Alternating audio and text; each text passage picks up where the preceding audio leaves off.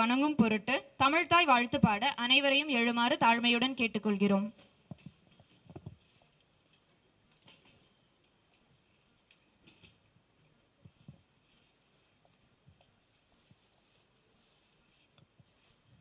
நீராறும் கடலொடுத்த நிலமடந்த கெழிலொழுகும் சீராறும் வதனமென திகழ்பரத கண்டமிது தெக்கணமும் அது சிறந்த திராவிடனல் திருநாடும் தக்க சிறு பிறை நுதலும் தரித்தனரும் திலகமுமே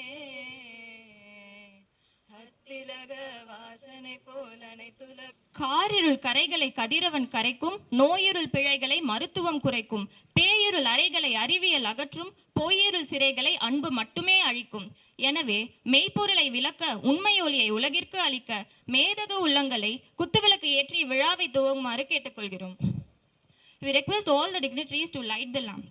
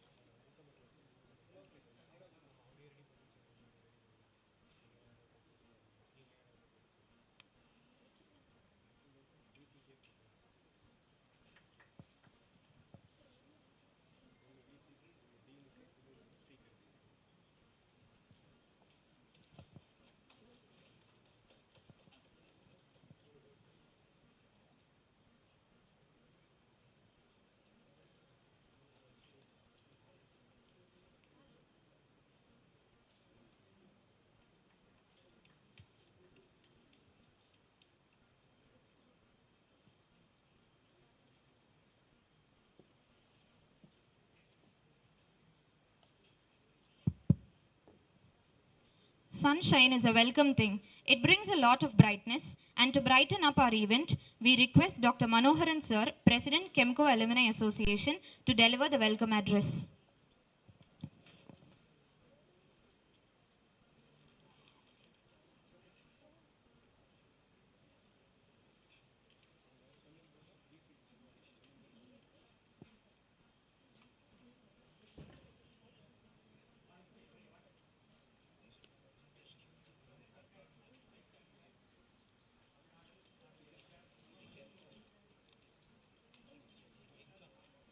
Madam, respected Dean Chengalpattu Medical College, Professor Dr. K. Narayanasamy sir, beloved Professor Dr. S. Ilangovan, today's orator and President of Alumni Trust, Secretary of the Trust, Treasurer of the Trust, and Association Secretary, Treasurer, Joint Secretary and Vice President, and founder of the Alumni Association, Dr. Annal sir, and mentor of the Alumni Association, Dr. Sagar sir, and entire local Chemcos who have arranged this function in a grand manner, and my beloved Chemcos. I wholeheartedly welcome all of you. Apart from this, Dr. Kurandaivel sir, 1985 senior Chemco, has come all along the way from Neyveli. I warmly welcome him, sir. I also welcome Dr. K. Muralikrishnan, Controller of Examination, Tamil Nadu Dr. MGR University, and our 1981 senior Chemco. Welcome, sir. I also welcome Dr. R. Mugam Kumar, 1982 senior Chemco. He is a war hero. He has done exemplary service in Border Security Force during Operation Rakshak. He is being honored today. We are expecting our former DME Dr. Narayan Babu sir also to be felicitated. I also welcome him. I also welcome Dr. Professor Bhubadi, retired Professor of Plastic Surgery, Stanley Medical College, and my classmate Dr. Mohan Kumar, TNGDA Chengalpattu District President, and all others. Warm welcome to you, one and all. Thank you.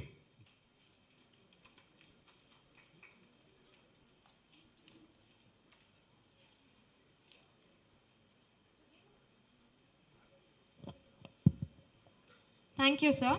To give a brief note on Chemco Alumni Trust and Association, I request our trust president and secretary to honor our vice chancellor, madam.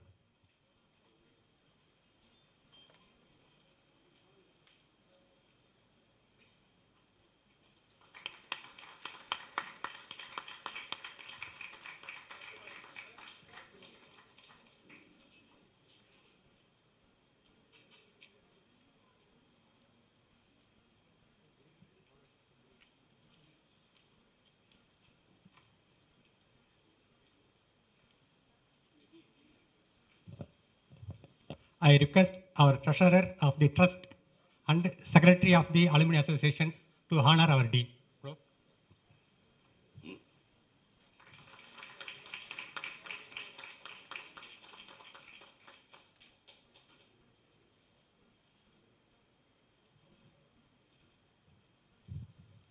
I request our vice principal Anita madam and treasurer of the association Purushothaman to honor speaker.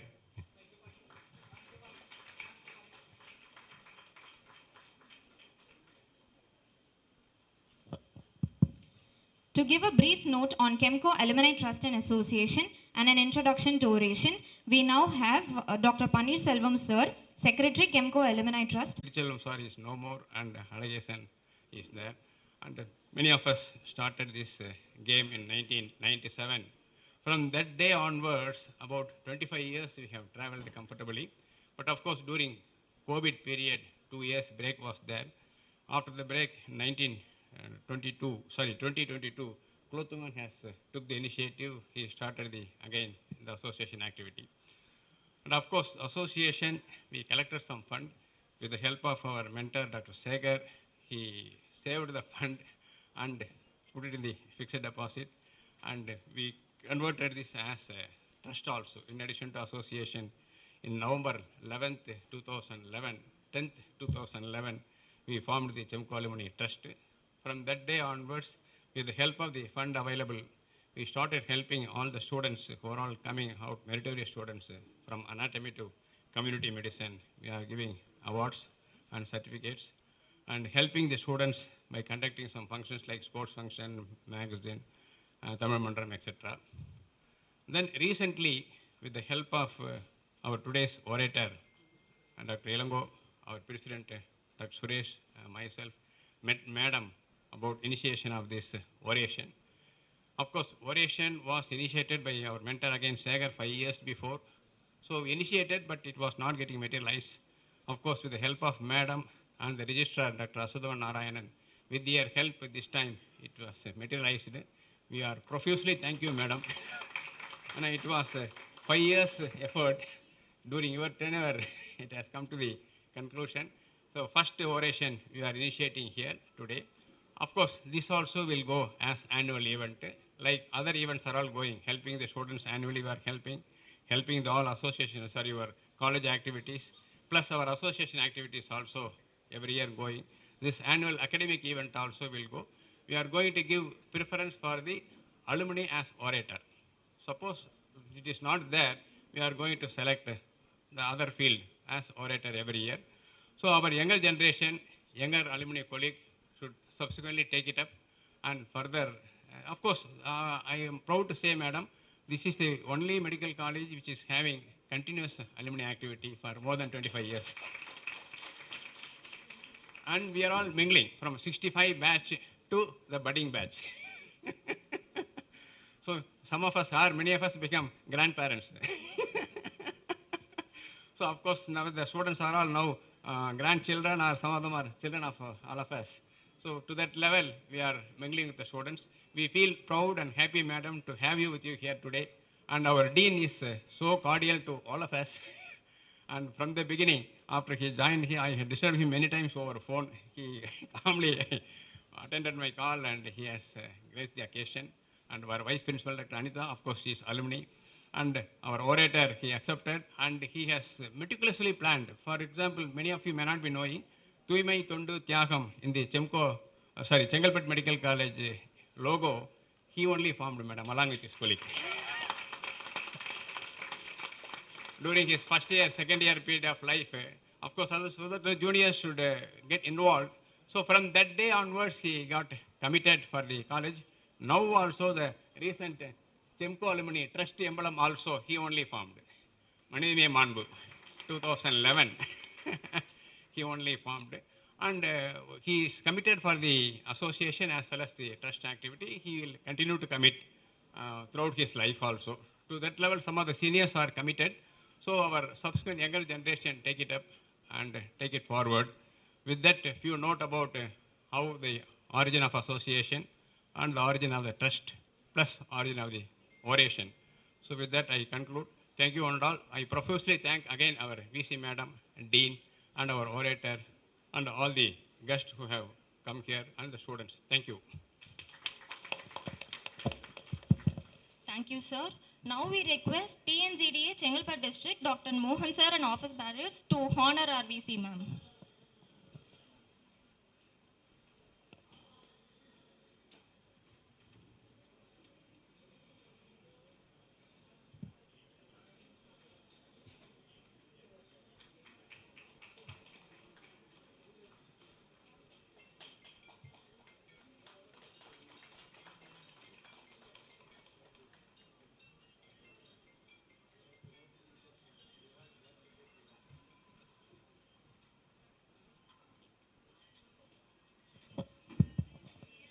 Now we welcome our respected Dean, Professor Dr. K. Narayanaswamy sir, a dynamic man with incredible determination and energy, to give the presidential address.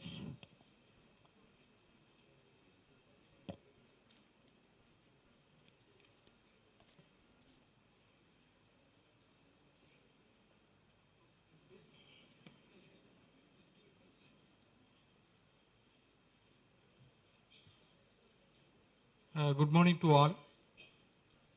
Most respected and beloved our Vice Chancellor, Madam, and orator of this day, and alumni president, MCO president, secretary and treasurer, and senior faculty, and my dear students. It gives me immense pleasure to participate in a first oration organized by the alumni as well as Chemco Trust. I am very much fortunate in this regard. I have gone through this medical college for the past 2 months.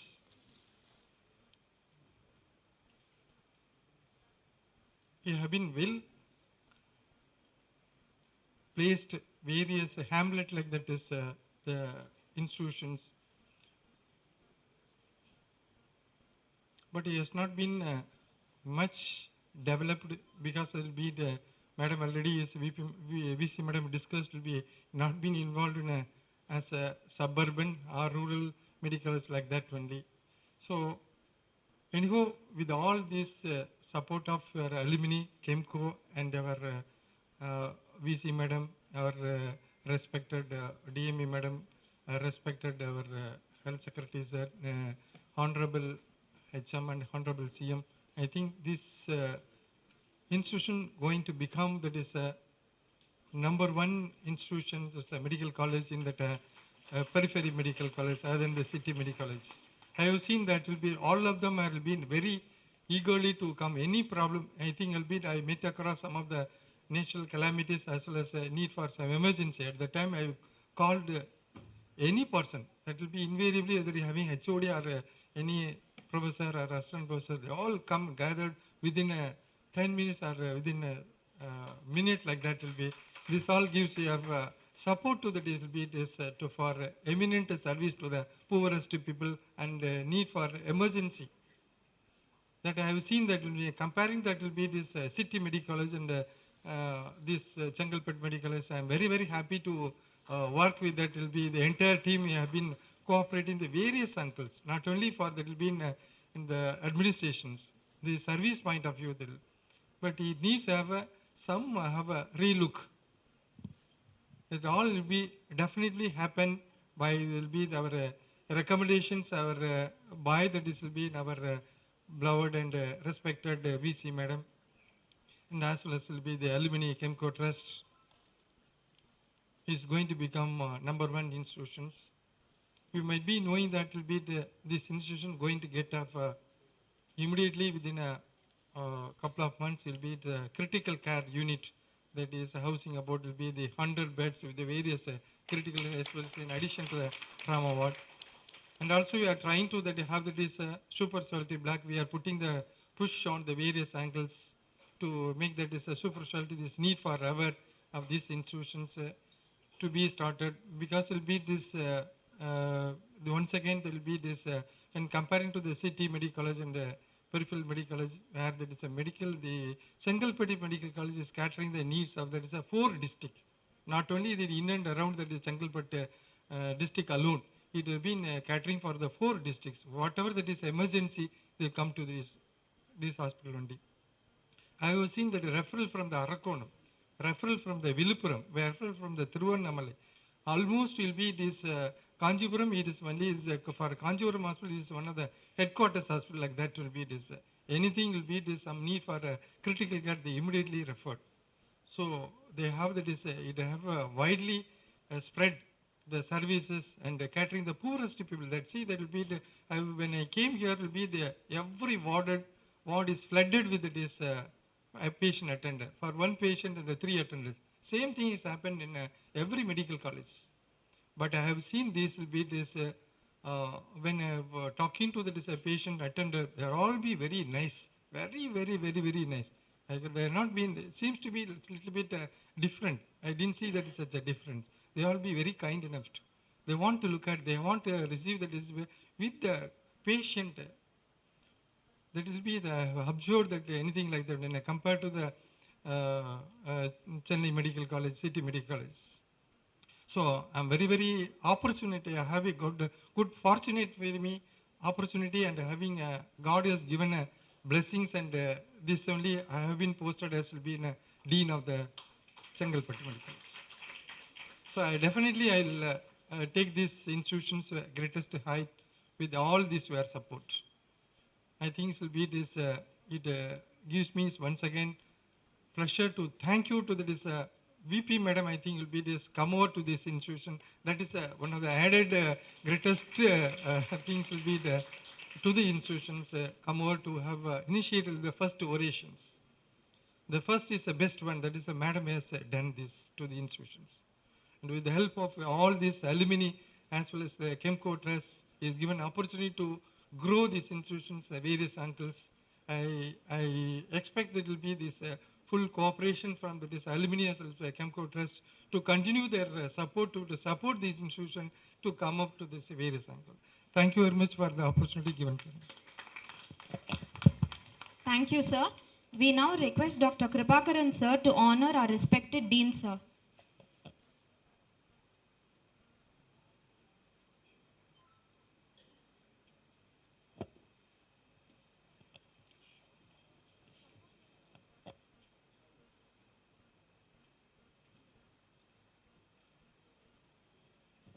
We request Dr. Purushothaman, sir, and Dr. Kulothunga Soran, sir, to give a memento to our respected Dean, sir.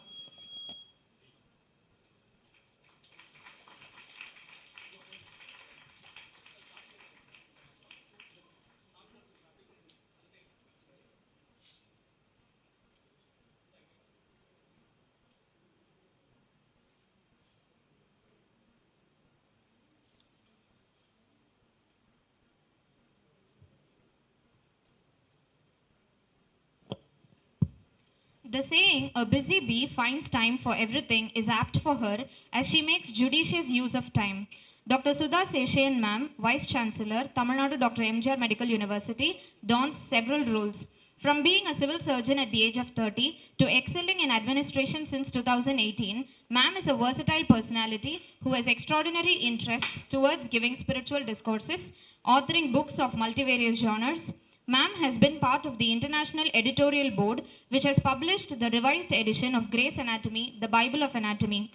We consider it an honor to request Ma'am to deliver the chief guest address. Over to you, Ma'am.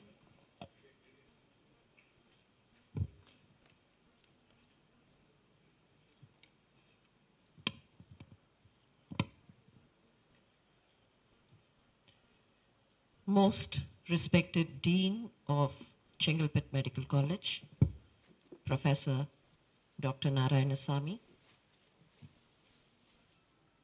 the orator of the first Chemco Endowment Oration, Professor Ilangovan,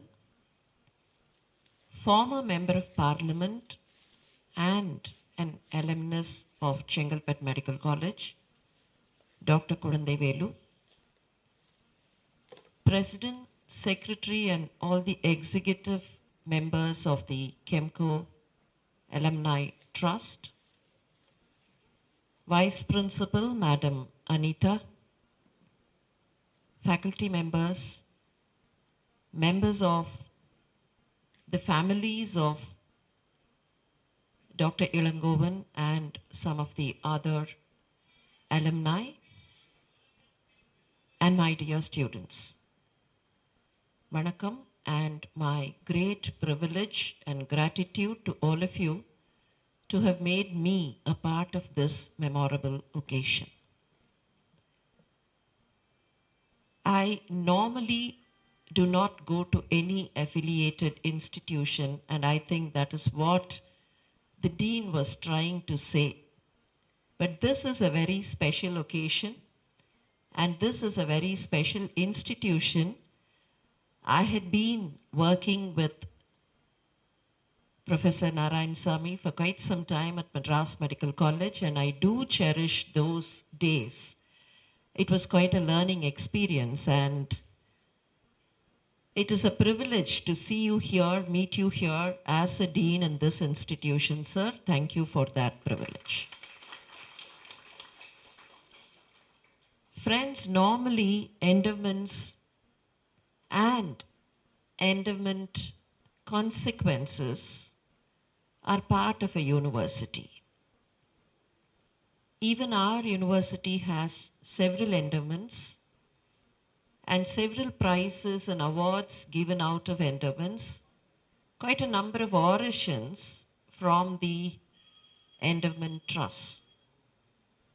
But when the Chemco Alumni Trust approached me, they approached with a very different request. They would agree to whatever the university stated as rules and regulations. But only one thing, they were very specific. They said, we want this to be conducted at Chengalpattu Medical College. That apart, any other regulation we are prepared to abide by.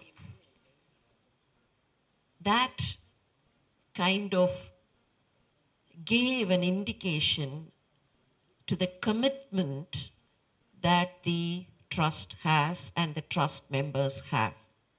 Normally, the university does not agree to an endowment oration of the university to be conducted elsewhere. Any endowment oration of the university would be conducted at the premises of the university itself. Of course, there is a small discretionary power that, if need be, it can be conducted at one of the affiliated institutions. But looking at the commitment that the Chemco alumni people have had, we decided to chalk out a new regulation and said every year, year after year, the Chemco endowment oration will only be conducted at Chengalpattu Medical College.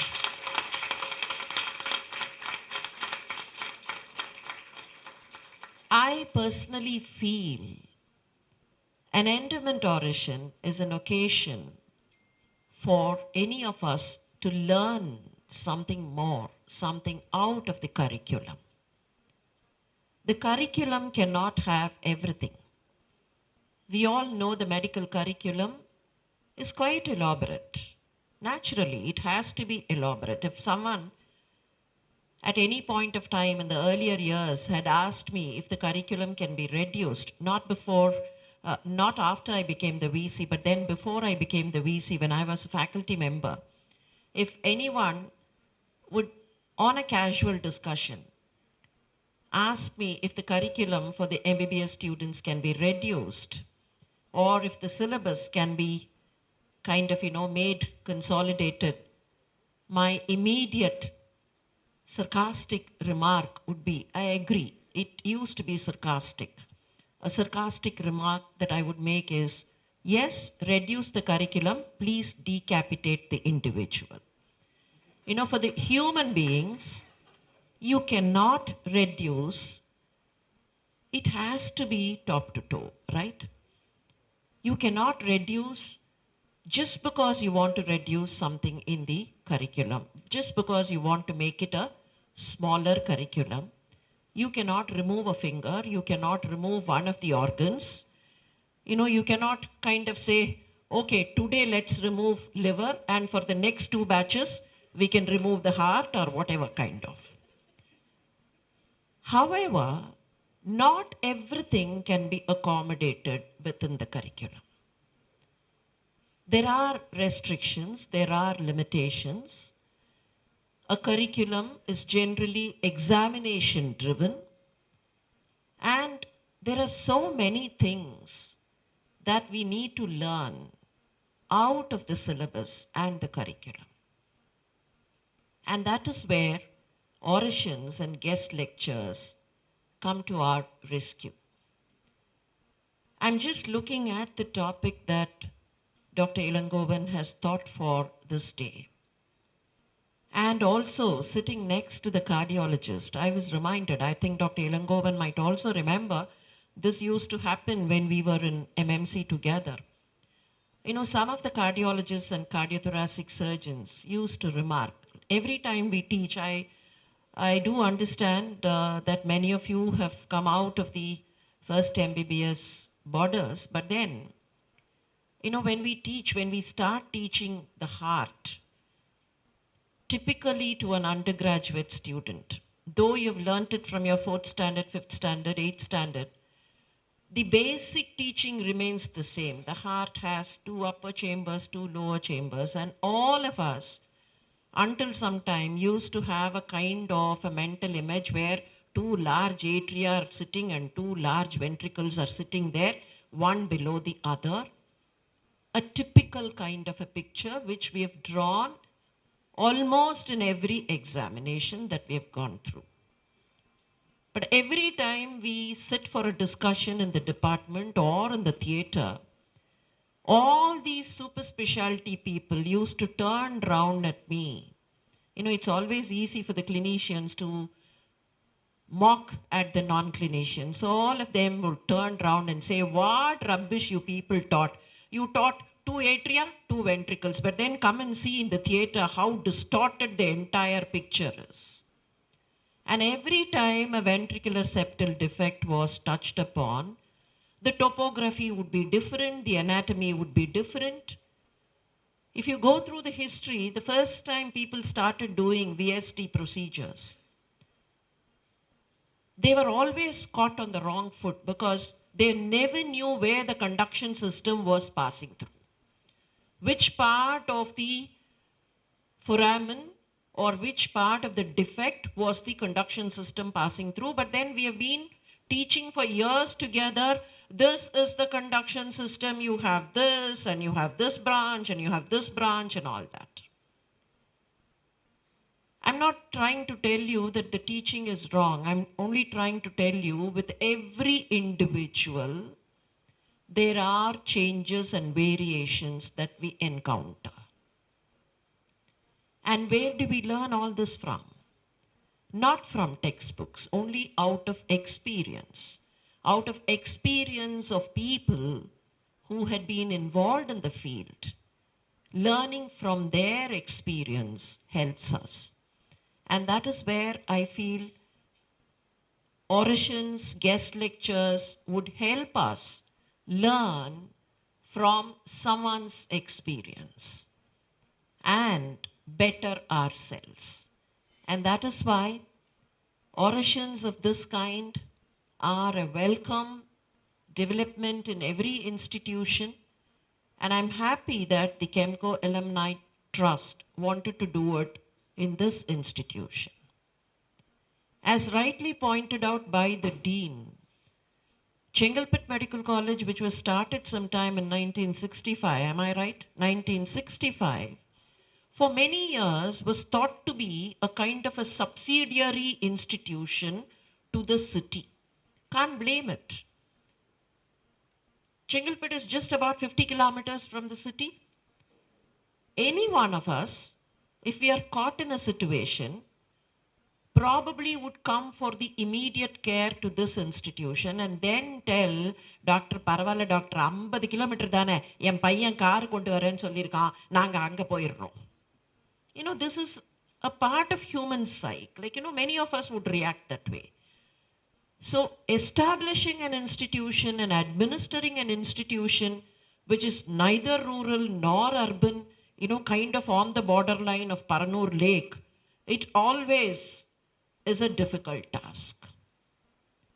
And there comes the generosity of the Alumni Trust. From the side of people like Dr. Ilango, Dr. Suresh, Dr. Paneer Selvam, who are all sitting on this side, I think this is their responsibility of paying back what they have taken. Now, these days we talk about CSR. I think it's high time that we think of ESR. ESR is not our customary erythrocyte sedimentation rate. I think all that is gone. All that is old curriculum. All that is forgotten. Several of those investigations, poor little small time side lab investigations are all gone. But let's think of a new ESR. Like how you have this corporate social responsibility. Each one of us has an educational social responsibility. We are educated, we have learnt, we have got so much of knowledge, we are able to bank on that knowledge and become something big. We are able to practice, we are able to earn, we are able to become big, we are able to get promoted, all because of that education and knowledge that we have derived from the society. You and me have a social responsibility of giving back something to that very place from where we have taken our roots. And that is where I would appreciate the efforts of the Chemco Alumni Trust to give back something to their own alma mater. This is where they have taken roots from, and they would want to come back and give something to their own house. I consider an institution as the home of every individual. Wherever you study, that is your second home. Maybe you have your own home, that is different, but then this is your second home. And I congratulate the Chemco Alumni Trust for trying to think of their homes and make this home a better one. I would also place a request to the Trust today. Apart from the oration, which is part of the university's academic calendar, so many of you have come out of this institution. I would only request, come back whenever possible. Try and have some kind of academic discussions with the current set of students. Try and come back and impart your knowledge base to the people who are already here. Today, the world is talking about experiential learning. We don't learn merely from the textbooks, but we learn many things from our own experience. I'm only reminded of the words of the great scientist, Isaac Newton. When someone asked him as to how he was able to achieve so many things, his categorical reply was, I stood on the shoulders of my giants, of the giants before me, and I'm able to see the world far and wide. Very true. I don't remember, I don't know, I'm not aware as to how many of the younger generation would have had an experience like what I'm trying to tell you. But I think many of us would have had. அந்த காலத்தில் இந்த திருவிழா இல்லைன்னா பெரிய கூட்டம் நடக்கும். அந்த கூட்டத்தில் அப்பா அந்த குழந்தைய தூக்கி தோளில் உட்கார வச்சுக்கிட்டு நடந்து போவார். அந்த குழந்தைக்கு அது வரைக்கும் ஒன்றுமே தெரியாது. ஃபுல்லாக கூட்டம் கண்ணை மறைக்கும். தோளில் தூக்கி உட்கார வச்சோன்னு அந்த குழந்தை ஒரு சந்தோஷத்தில் அந்த ஃப்ரெண்ட்ஸியில் ஒரு கமெண்ட் அடிக்கும் பாருங்க, அப்பா நான் உன்னை விட அவசரமாயிட்டேன், எனக்கு எல்லாம் தெரியுது. That is fact. That is the fact of knowledge. That is the fact of wisdom. That is the fact of life. We learn from our elders. We learn from people who walk the path. அங்கே முள் இருக்கா இல்லையா, எந்த இடத்துல காலை வச்சா முள் குத்தும், எந்த இடத்துல காலை வச்சா நிம்மதியாக நடக்கலாம், இது எல்லாத்தையும் ஏற்கனவே நடந்தவங்க சொல்லி கொடுக்குறாங்க. I would only request the members of the trust to initiate. You have a dean who is very open for academic programs. So please do initiate some kind of academic activity wherein you can come back and share your experiences and your wisdom with the students who are in this institution. I am very happy that the first endowment oration is to be delivered by Dr. Ilangovan. Dr. Ilangovan had been a personal friend for many years, almost 40 years, or even a little over that. His wife, Dr. Padmini, and I were classmates at Madras Medical College. In fact, I still remember we all had joined sometime in the month of August at Madras Medical College, and before we completed our first year was their wedding. So it was a kind of, by then we were not very accustomed to our own classmates. And those were the days when we had BSc group and A batch and B batch and C batch and all that. Customary. B batch people will know only B batch people. We'll not even know the A batch people. Only the names we'll know, we'll not know faces. What for even today, sometimes we don't remember the faces of our own classmates. And when they come on the WhatsApp, we tell them, please put your name. I only know your name, not your face. So those days, not much of technology, not much of conveniences for us to share things. And this was the first occasion that many of us started talking to our own classmates and kind of, broke the ice and became classmates. That was the wedding of Dr. Ilangovan, which took place at Besan Nagar, if I remember right, the community hall at Besan Nagar. So thanks very much for that. The breaking of the ice happened in our batch because of you. And we were all very curious to know, who is this Mapillai, who's a cardiologist? First MBBS students, cardiology was something right in the skies. And I'm extremely happy that Dr. Ilangovan would be delivering the first Chemco endowment oration at the Chengalpattu Medical College on this 13th day of December 2022. Congratulations, sir, and thank you very much for graciously accepting our request to be the first orator. And true to Dr. Panneerselvam's statement, they have a commitment. The preference for oration would be given to an alumnus, and he is an alumnus of Chengalpattu Medical College, making Chengalpattu Medical College proud. All the best, and I wish this oration grows larger and bigger and wider day by day. All the best, and thank you very much. Thank you so much, ma'am, for such inspirational words.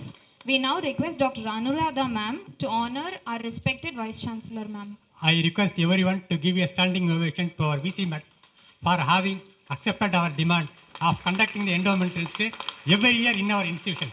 Thank you, Madam.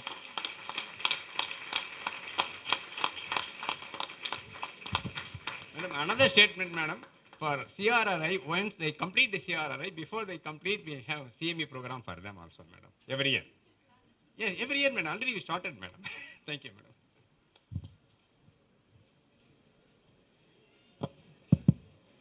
We request Dr. Suresh sir and Dr. Panneerselvam sir to give a memento to our respected Vice Chancellor, ma'am.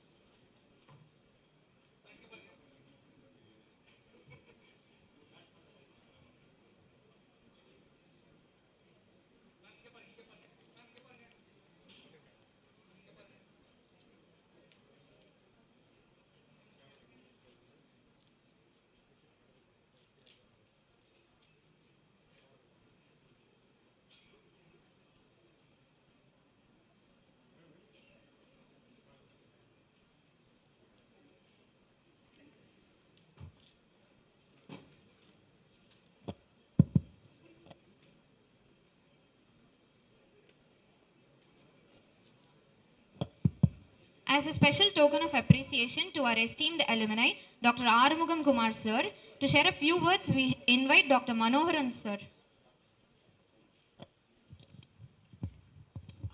Dr. Harmugam Kumar sir belongs to 1982 batch, my immediate senior, who is being seated with Professor of Pathology, Dr. Ravi sir. Dr. Harmugam Kumar sir is from Vijayawada. He done his junior and senior intermediate from Siddhartha College, Vijayawada. Joined MBBS in 1982 at our alma mater. He finished his internship in 1988, cleared his UPSC combined medical exam in 1989 and was commissioned as Assistant Commandant in Border Security Force. After Officers Training Academy training, he was posted in Kashmir Valley, in Baramulla sector, Lipa Valley, an high altitude snowbound area where they track for 2 nights to reach the border line of control as a battalion medical officer. On October 8, 1990, he was on a rescue operation to save a injured Jawan by Pakistan firing. While returning with his convoy was ambushed by militants from all 3 sides. He was the lone survivor from the lead vehicle, as all other 3 bodyguard and driver was killed on the spot. Dr. Kumar sir was airlifted to 19th Base Hospital, Srinagar, and was operated twice on 9th and 16th October 1990 for his multiple gunshot injuries on his right thigh. He again joined the duty after availing medical leave for 2 months. He worked in the same high altitude area for another 2 years. Then he was posted to northeast Himalayan ranges, Tura, Meghalaya, Garo Hills. He was again posted to Srinagar in 1996. Then he resigned, came back here to Chennai, settled at Pammal. He did his PG diploma in diabetes at Annamalai University, now practicing at Pammal. We welcome you, sir. We are honored to honor you. Thank you.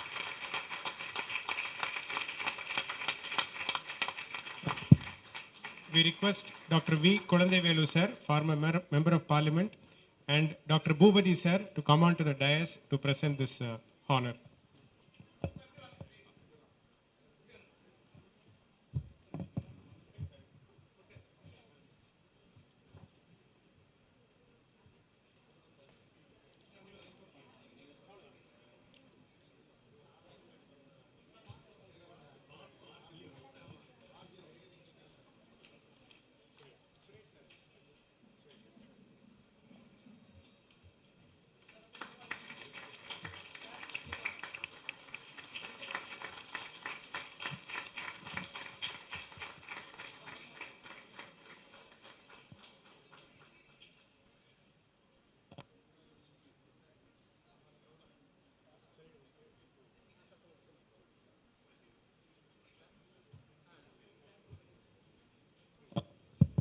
Thank you, sir. We now request all our esteemed dignitaries to take their seats off the dais.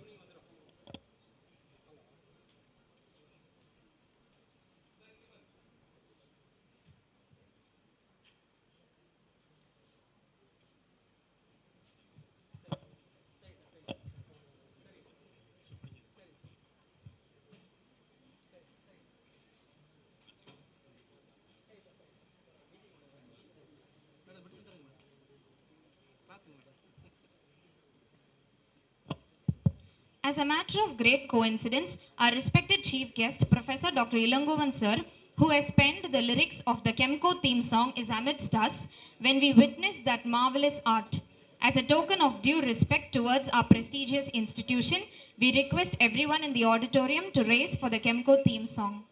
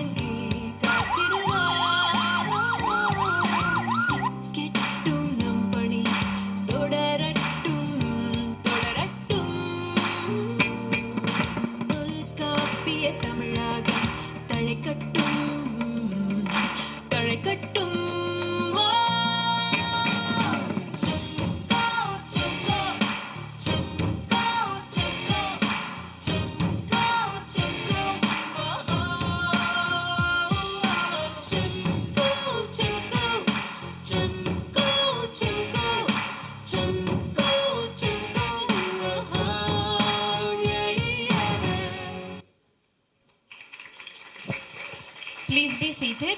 It was indeed an overwhelming moment for all of us. To read the citation for this oration, we request Dr. Suresh Sir, President, Chemco Alumni Trust, to the dais. Sir, through his esteemed scan center MediScan, was the first to provide fetal medicine services since 1987 in our country.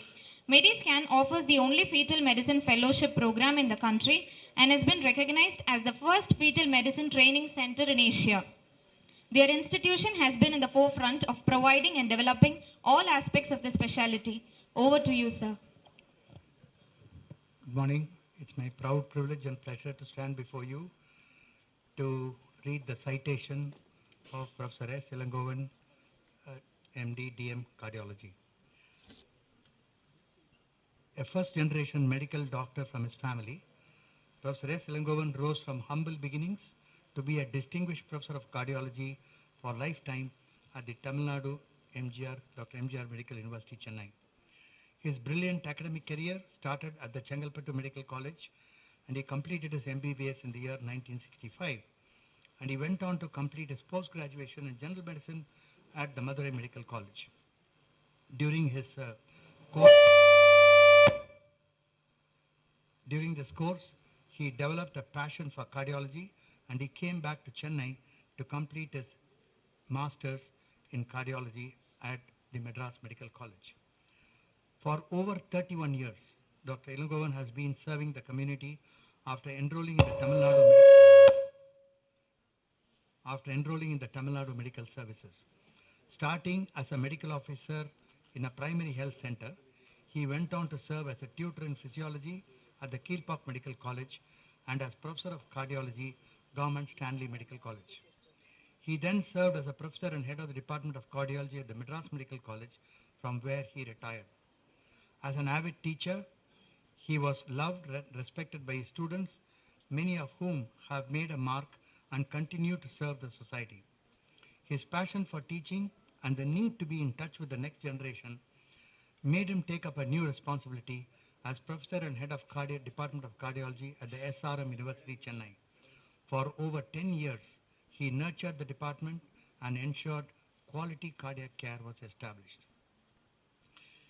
He is an indefatigable researcher who has published nearly 20 papers in reputed international cardiology journals and presented over 70 papers in National Conference of Cardiological Society of India, besides having worked as a principal investigator in an international research project. He actively participated in various cardiological programs of the Cardiological Society of India and its Chennai chapter. He also serves as an advisory committee member of the Indian Heart Journal. In recognition of its outstanding contribution to the field of cardiology, by way of teaching services and research, he was conferred with fellowships from various prestigious international cardiology associations like the American College of Cardiology, Royal College of Physicians, Glasgow, and Asia Pacific Society of Interventional Cardiology, and the Cardiological Society of India, and the Society for Cardiac Catheterization and Angiology of United States. The Tamil Nadu MGR Medical University, Chennai, after deep analysis of his contributions in the field of medicine, has honored him with the following Best Cardiologist Award, Award for the Development of Tamil and the Lifetime Achievement Award. Above all, he was appointed to the most coveted and prestigious post of Distinguished Professor of Cardiology for lifetime. He is a prolific writer and a poet in Tamil. In the year 2004, his book on heart care, titled Idaya Nalam, earned him the Best Writer Award from the Tamil Development Department of the Government of Tamil Nadu. The other books published by him are Idaya Charal, a collection of Tamil poems published in the year 2019, and its translation, Heart's Missile, in the year 2020. As a student, Dr. Ilangovan and 5 of his colleagues were instrumental in designing of the theme and the logo of Chengalpattu Medical College, our alma mater. His skills as a lyricist made him pen the theme song for alumni, which is now played at many functions in the college. He was also one of the brains behind the creation of the Chemco Alumni Trust Endowment Oration and crafted and designed the theme of the logo for the Chemco Alumni Trust. We, the members of the Chenko Alumni Trust Endowment Oration Committee, in collaboration with the Tamil Nadu MGR Medical University, Chennai, are extremely delighted by his contributions to the field of medicine, literature, social activities, besides his services to his alma mater. We take great pride in honoring this multifaceted personality with a medallion and a citation on this occasion of the first Chenko Alumni Endowment Oration delivered by him. Place Chengalpattu, date 13th of December 2022. Signed by the Vice Chancellor, the President, and the Dean of Chengalpattu Medical College. Thank you very much. Thank you, sir. We now request respected Vice Chancellor Ma'am, President and Secretary of the Chemco Alumni Trust and Association, to come to the dais. We request our Honorable Vice Chancellor Ma'am to honor our respected orator, sir.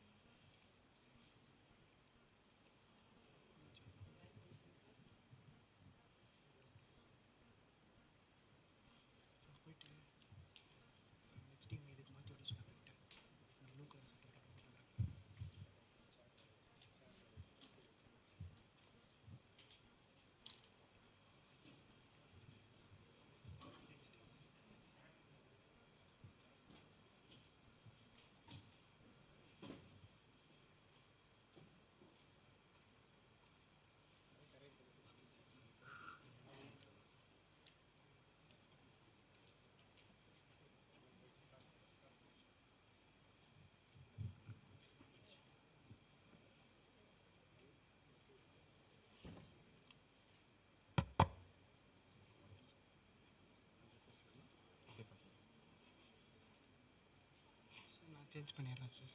Hello, am I audible to you?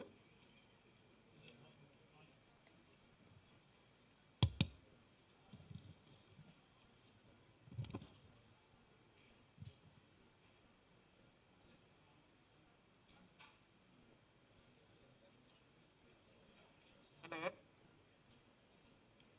Hello?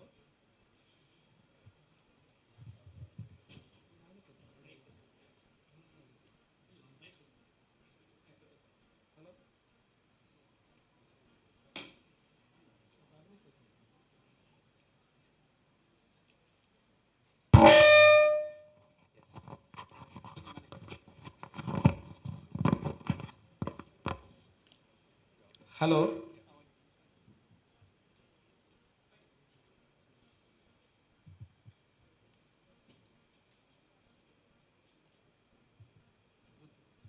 With all humility, I stand before you, my dear friends. It is a most joyous and memorable day in my life.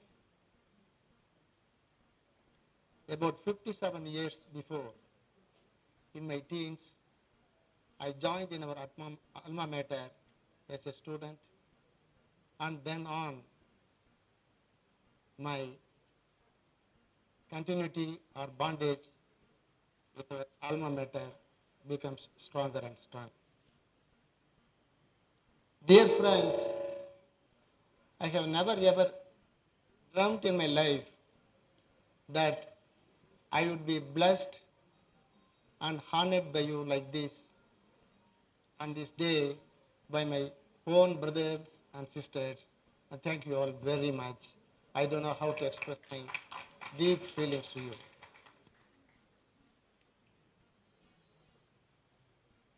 I want to say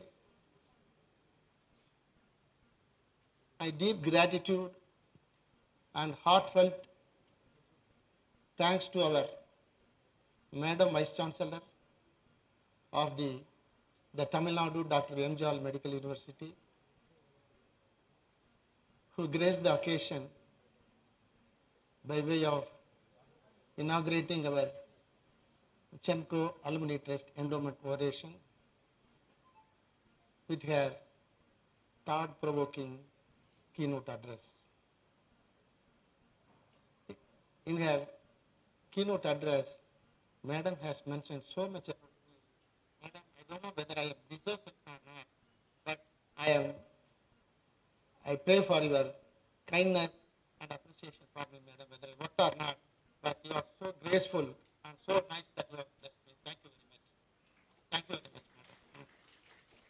You have come all the way, in spite of your busy schedule, to start up this program in our alma mater. And two important things you have conveyed to us.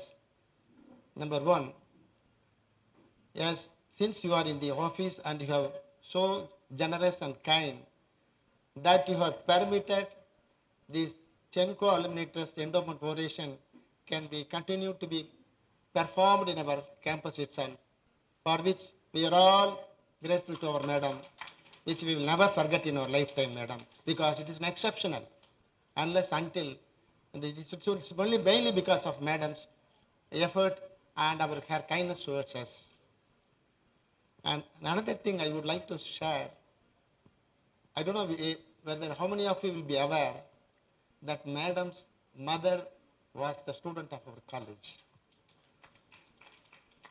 Madam's mother did her condensed MBBS before we all joined in this institution. So madam and my mother and madam is also a part of our alumnus. We are all proud of you, madam. We are also proud that being the, being the Valitondral of our alma mater, you have started this institution. What else we need, madam? We are all really blessed, for which we are very thankful to you, madam, for honoring us. Next, I will extend my sincere thanks to our Dean for having presided over the function and delivered the presidential address. Sir, thank you very much.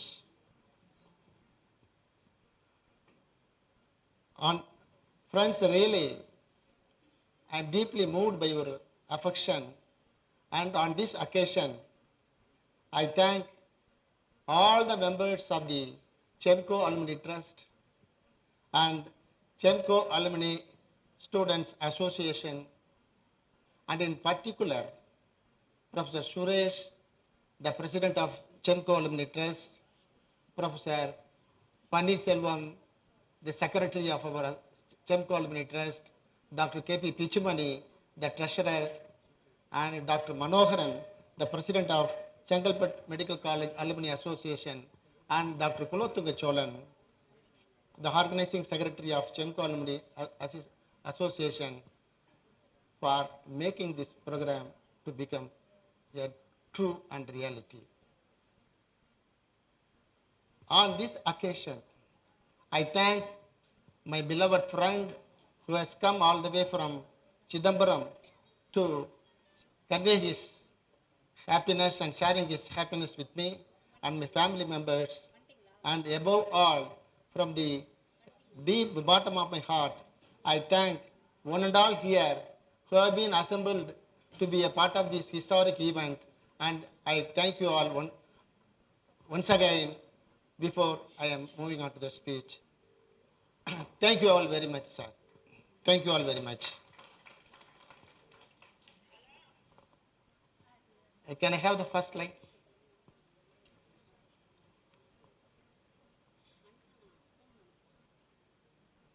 No. First slide.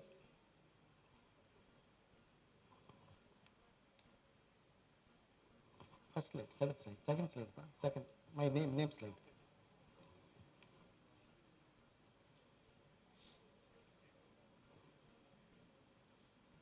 Friends, before delving into the topic proper, I thought it would be more appropriate logic to have a basic knowledge or the fundamentals about the some of the things which we are going to dilate upon in the discussion.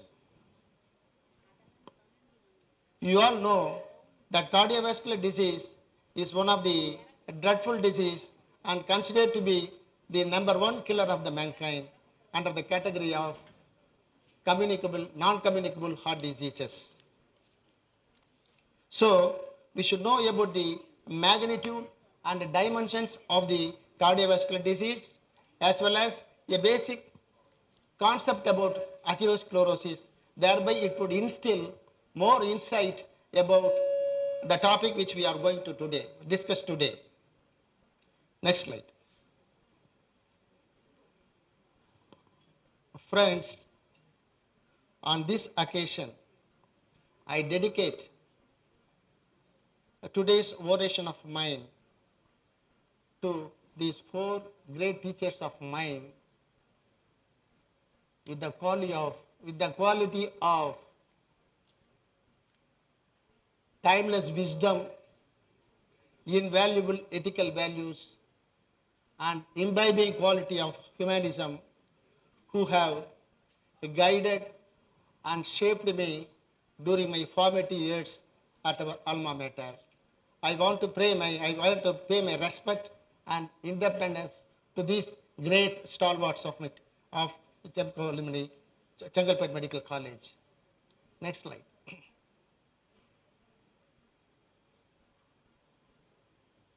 The emerging biomarkers. This is the topic which I am going to discuss. Next slide.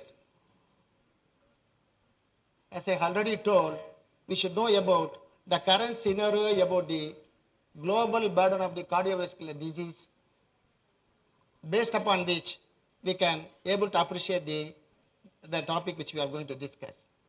This global burden of cardiovascular disease was extensively studied by the study group, and it is an ongoing program.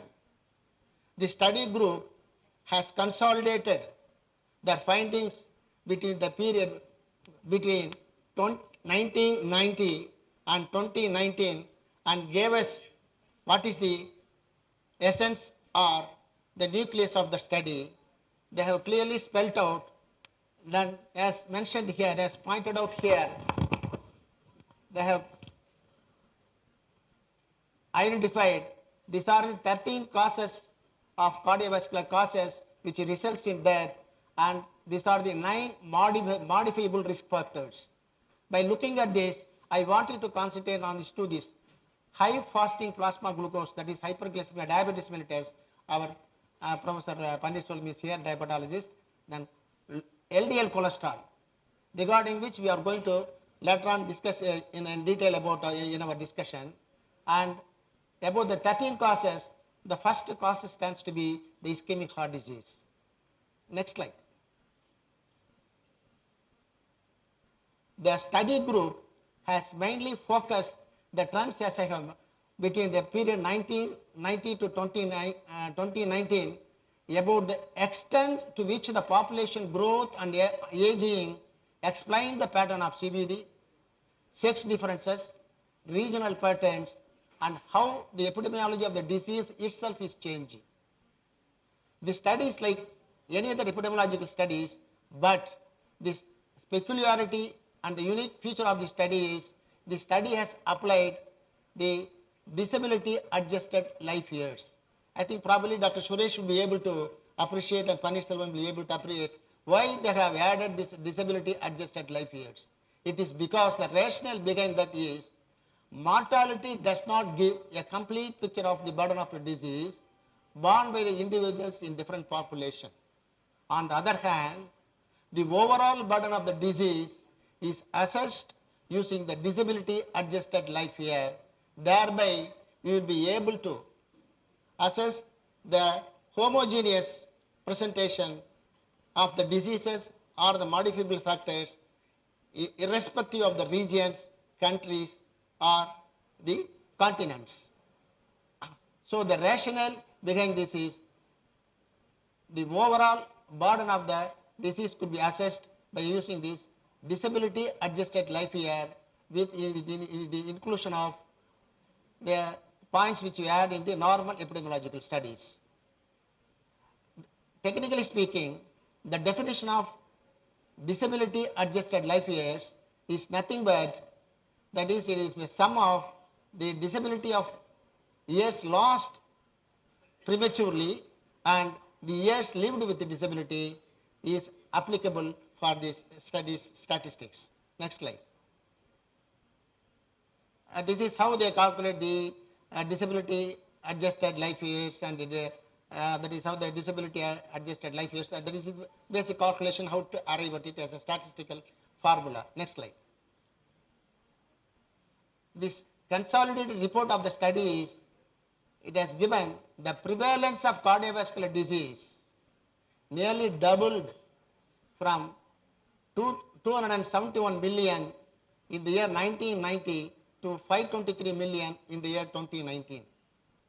Likewise, the death is also steadily increased from 1.1 million to 18.6 million in the year 2019, and of which the 6.2 million people have died due to cardiovascular disease between 30 and 17 years in 2019 only.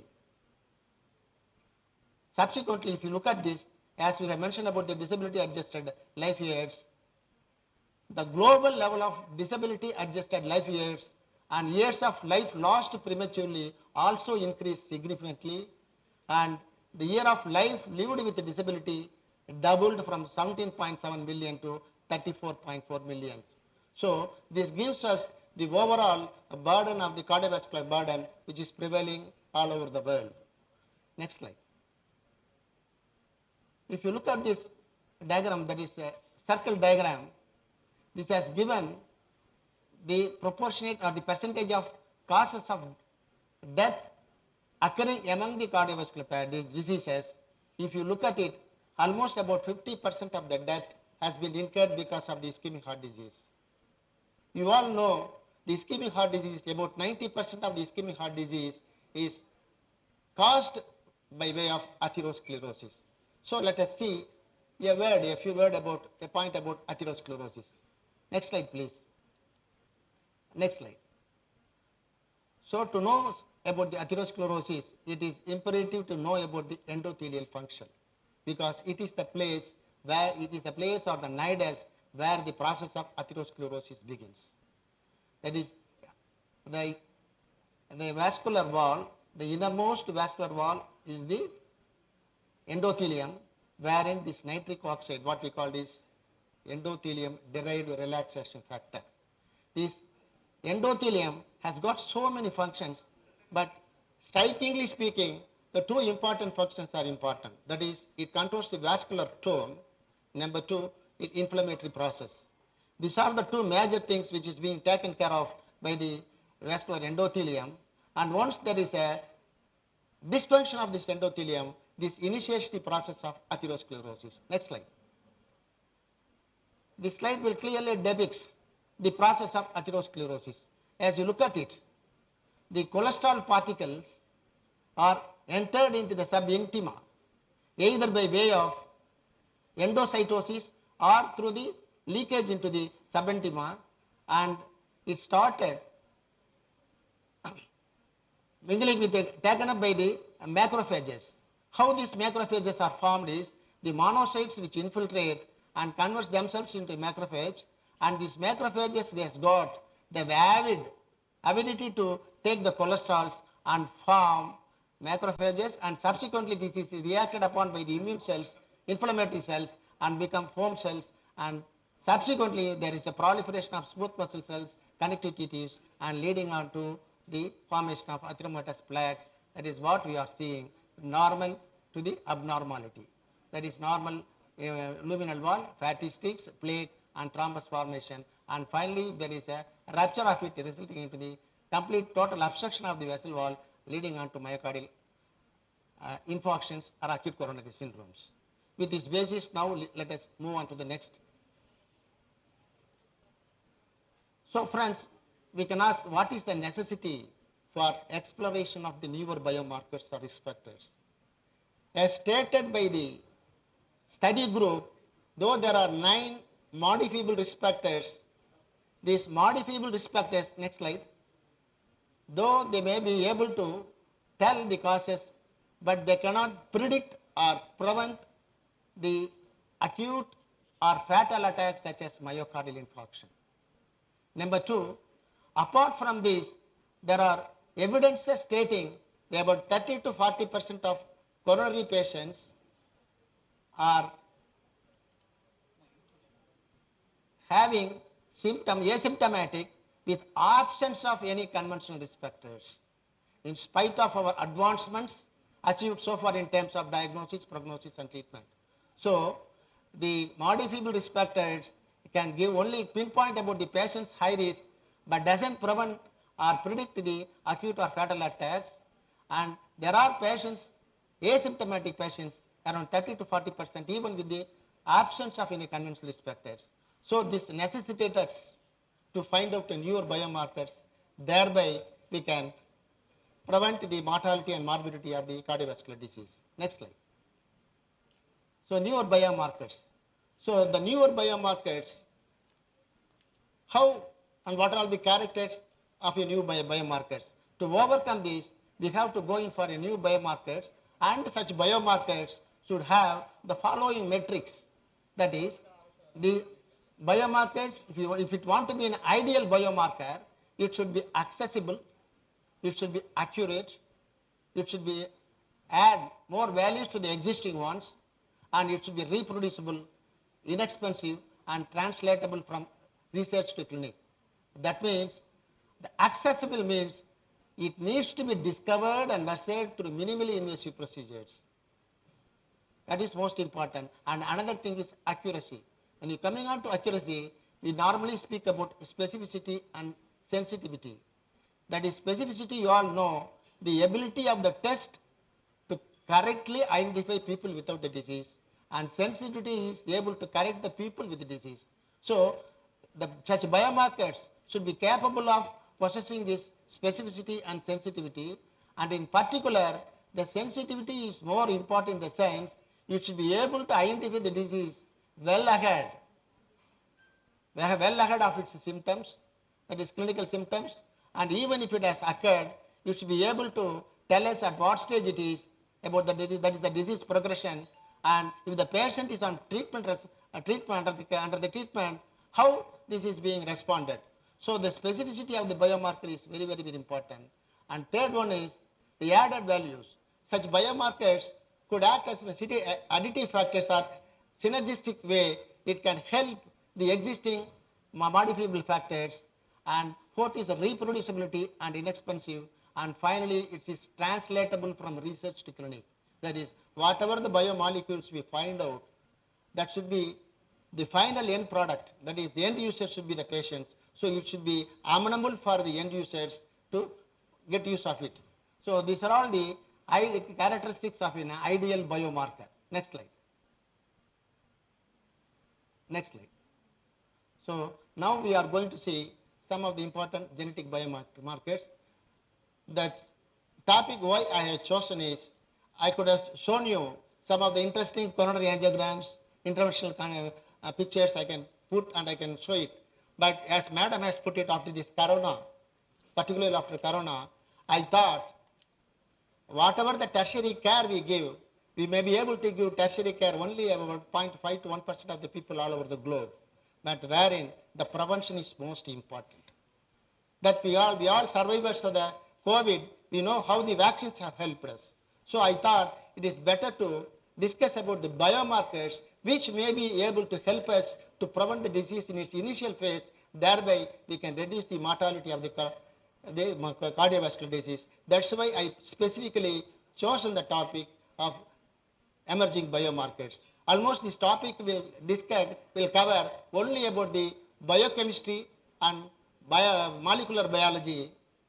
I thought this is very, very important for the upcoming doctors, because in the future, without this basis, we may not survive. But it is not so in our lifetime. But for you, every one of you should know the basis of the molecular biology and biochemistry. This I have witnessed while I have visited Harvard Medical University about 5 years before. I had an opportunity of visiting two important institutions, namely the Brigham Women's Hospital and Mass General Hospitals. There, I have seen some of the doctors, they are doctors, medical practitioners, added with they are doing PhD students.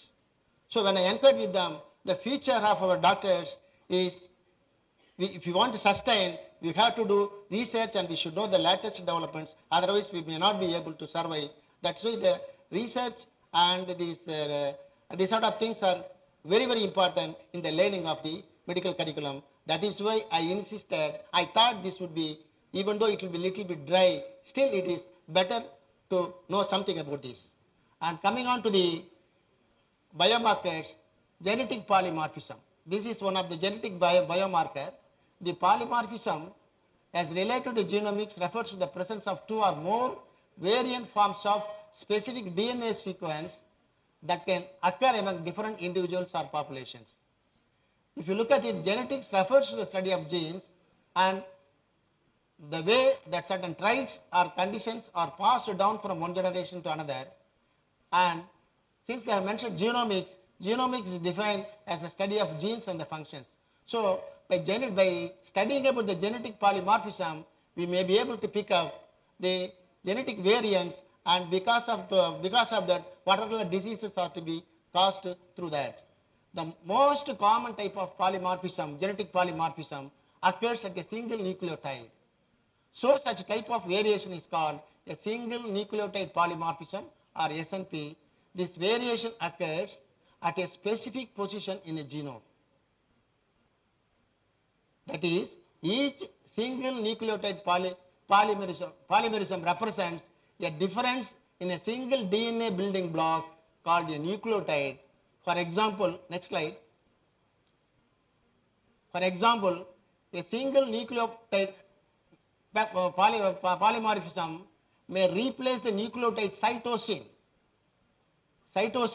with the nucleotide thymine at a certain stretch of band, DNA band.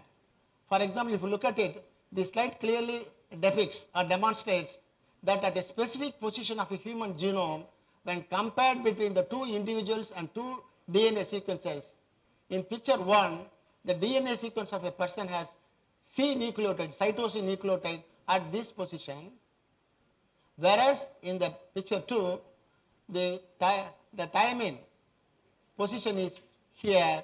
It is said whereas the DNA sequence at figure 2 is T is positioned here, it is said that there is a single nucleotide polymorphism at the specific position between C or T alleles. So we must know, we have to go to the basics. Unless we know about that, we may not be able to appreciate it. You know that gene is a unit of hereditary information. Allele is also a genetic sequences, but the difference between the two is allele is a genetic variant. That is what has happened. And through this mechanism, that is by presence of single nucleotide polymorphism, next slide, large number of studies are being done by genome-wide association study. I think in this field, our Professor Suresh would have been much involved in doing lots of works in this field. Genome-wide association study is a research approach used to identify genomic variants that are statistically associated with a risk for a disease or a particular trait. So by when the patient is subjected to this, the risk of ischemic heart disease and major risk factors for cardiovascular events, namely hypertension, diabetes and dyslipidemia has been identified. So by applying this genetic polymorphism, it can be useful to track down the disease associated with the genetic variants within the families, or if you understand it further and discovered its association with ischemic heart disease could help in the development of novel therapeutic strategies. Next slide. As you all know, the positive family history is another risk factor. For a patient to have coronary artery disease, a positive family history is defined if their parents or if their elders in the family has been hospitalized due to myocardial infarction, angina, either with coronary revascularization or cardiovascular death, more than 1% of the family with early onset, that is before 55 years in men and 65 years in women. If there is a family history like that, we can think they are having definitely a positive family history, and like the siblings are likely to have likely to have the coronary artery disease. And they also observed the heritability of MI provides 40 to 60% estimate of genetic variations in the myocardial risk. And it has been proved that those with positive family history of CVD would have double the chances of getting CVD even after correcting the known risk factors present in them. So the family history is very, very important.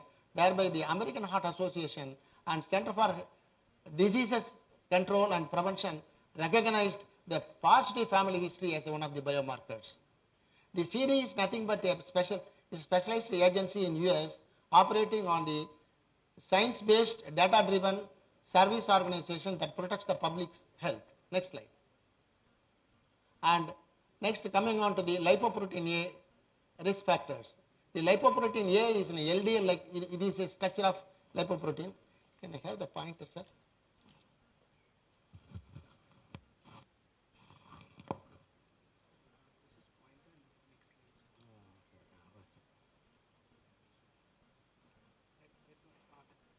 I got press. Okay. Is it visible?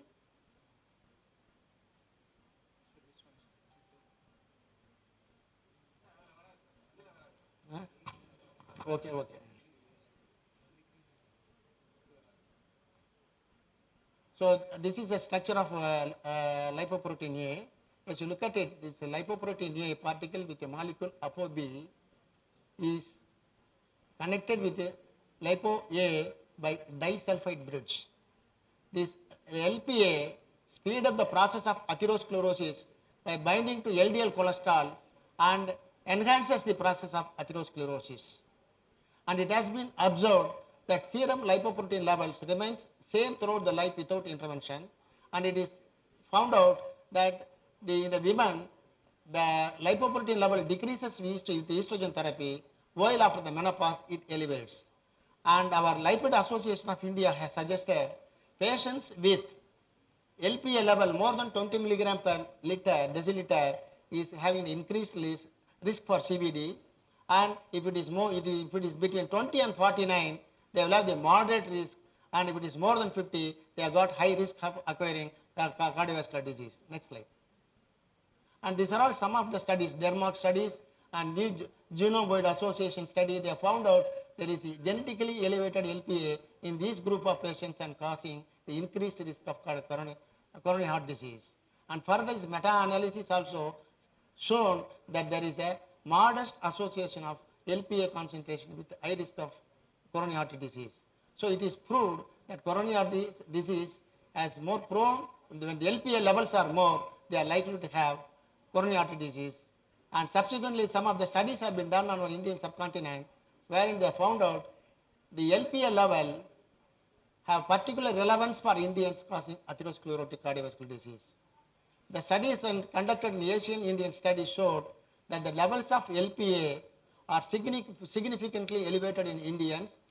Approximately 25% of Indians and South Asians have elevated LPA levels more than 50 milligram per deciliter, thereby showing that LPA is highly prevalent risk factor among premature and malignant coronary artery disease in Indian patients. Further, the most famous study called the Interfast study has established that South Asians had the highest risk of myocardial infarction from elevated LPA. Next slide. So, how to control it? The statins have a negligible effect, wherein the niacin and the PCSK have got some capacity to control the levels of LPA. And recently they have done a study by using this PCSK9 inhibitor in the Fourier trial. They have found out the LPA level has been very much reduced, thereby the deleterious effect of cardiac or coronary artery disease can be controlled. Next slide. Then this is regarding the apolipoprotein B, as told by Snyderman. He claims that apolipoprotein B unifies, amplifies, and simplifies. These three adjectives are fit to apolipoprotein B. Let us see how it goes. Next slide. This is the structure of apolipoprotein, and this is the carrier for these atherogenic proteins. And this ApoB envelops the atherogenic lipoprotein and provide a structural integrity for them. there are two types of circulating ApoB. That is, one is ApoB48 from the intestines, which absorbs the dietary fat from the intestine. ApoB100 is from the liver, and 85 to 90% of ApoB is formed in the LDL cholesterol. And next slide. Please go back. And if you look at the normal values, the normal values in adult is to be less than 100 milligram per deciliter. And if it is more than 110 milligram, it is high risk. ApoB less than 100 milligram is desirable in low risk individuals, but whereas if the high risk individuals like diabetes mellitus or the hyperthyroidism or myxedema, such group of patients, it should be brought down below 80 milligram per deciliter. Next slide. Next slide. But if you look at it, the LDL measures only the cholesterol content. If you measure non-HDL, it will measure only the cholesterol content of all atherogenic lipoprotein particles. On the other hand, apolipoprotein B measures the number of all atherogenic particles. So, the principal event in the pathogenesis of atherosclerotic disease is the retention of ApoB containing particle within the arterial wall. So, the ApoB provides an accurate estimate of the total concentration of atherogenic particles under all circumstances. Hence, it is the preferred measurement to further refine the estimate of atherosclerotic cardiovascular disease. Next slide. And some of the studies have done, and these meta-analyses have been done on more than 2 lakhs patients for a long period, and they have come to a conclusion. The ApoB was the most potent marker of cardiovascular risk, and this has been proved by the clinical events. This is proved by the clinical events. What clinical events means is that this study has been done in a very scientifically rigorous, systematic, comprehensive, unbiased, blinded, and independent assessment of clinical factor. So, the study undergoes this sort of hard maneuvers, and they have found out non-HDL C would prevent more than 3 lakh events than LDL cholesterol, whereas ApoB would prevent more than 5 lakhs events more than that of non-HDL cholesterol. So, now you know the significance of apolipoprotein and its deleterious effects. So, ApoB is recommended to assess CV risk, particularly in the patients with triglyceridemia, diabetes mellitus, obesity, metabolic syndrome, and very low LDL cholesterol.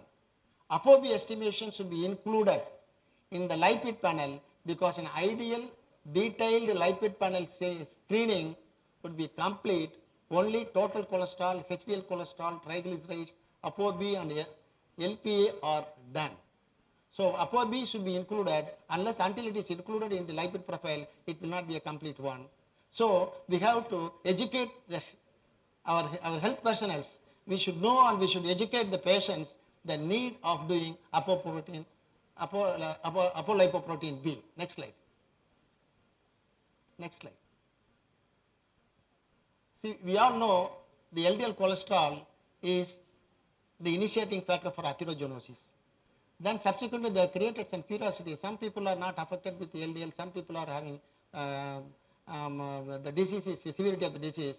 They have studied intensively and they have found out there are different types of patterns of LDL cholesterol, and this they have identified by means of using a specialized blood test called polyacromide gradient gel electrophoresis method, by means of which they are able to classify the LDL particles in the LDL particle pattern A and pattern B. The pattern, these are all hereditary, it is genetically inherited. Pattern A LDL is large, fluffy, but it is benign. That is, the level of LDL cholesterol, HDL cholesterol, and triglycerides will be normal in this LDL cholesterol with pattern A, and this is normally it will not produce atherosclerosis. On the other hand, next slide. The small LDL pattern, that is pattern B, is a culprit. This is likely to produce, if this is inherited, if the family members are high risk, and though they will have normal cholesterol, but the incidence of atherosclerosis complications is more in them, and these patients are observed that they will be having low HDL cholesterol and elevated triglycerides. So, by knowing, studying about this LDL cholesterol particle itself can help us as a biomarker. Next slide. Then, comprehensive lipid indices. Normally, we do the lipid profile, total cholesterol, HDL, LDL, triglyceride, like that. Instead of doing that, they have come out some way out how all these can be put together, and we can find out how the burden of the dyslipidemia. So this comprehensive lipid in the indices has been developed to identify, to estimate the total burden of dyslipidemia. And this is classified into two types, lipid tetrad index and lipid pentad index. In the tetrad index, they included total cholesterol, triglycerides and LP, all the three are atherogenic, and HDL cholesterol is the anti-atherogenic. Same way, in the lipid pentad, they included 4 components, that is include ApoB, and they have added ApoA1, this is almost a component of the HDL cholesterol. By doing this, they will arrive at a ratio, that is in the form of a number. Next slide. So the comprehensive lipid indices are the best estimate of total burden of dyslipidemia, as it eliminates the need for various cutoff points. It avoids the needs for various cutoff points and the ratios involving the lipid subsets. This is very, very important. So that is why these lipid indices are more useful to us, and if the index is more than 25,000, would indicate the presence of a highly atherogenic lipid profile. The index can serve as a better and novel risk factor for CAD as determined in few studies. In short, a characteristic feature of these new indices is distinguished by broad approach for atherogenic and non-atherogenic lipid particles, resulting in a single value. That is the most advantage over this. And based upon this conventional lipid profile, the emerging risk factors such as LPA, ApoA, ApoB, the LTI, and that is lipid tetrad index and LPT appears as models in globe risk assessment, considering the multifactorial nature of CAD.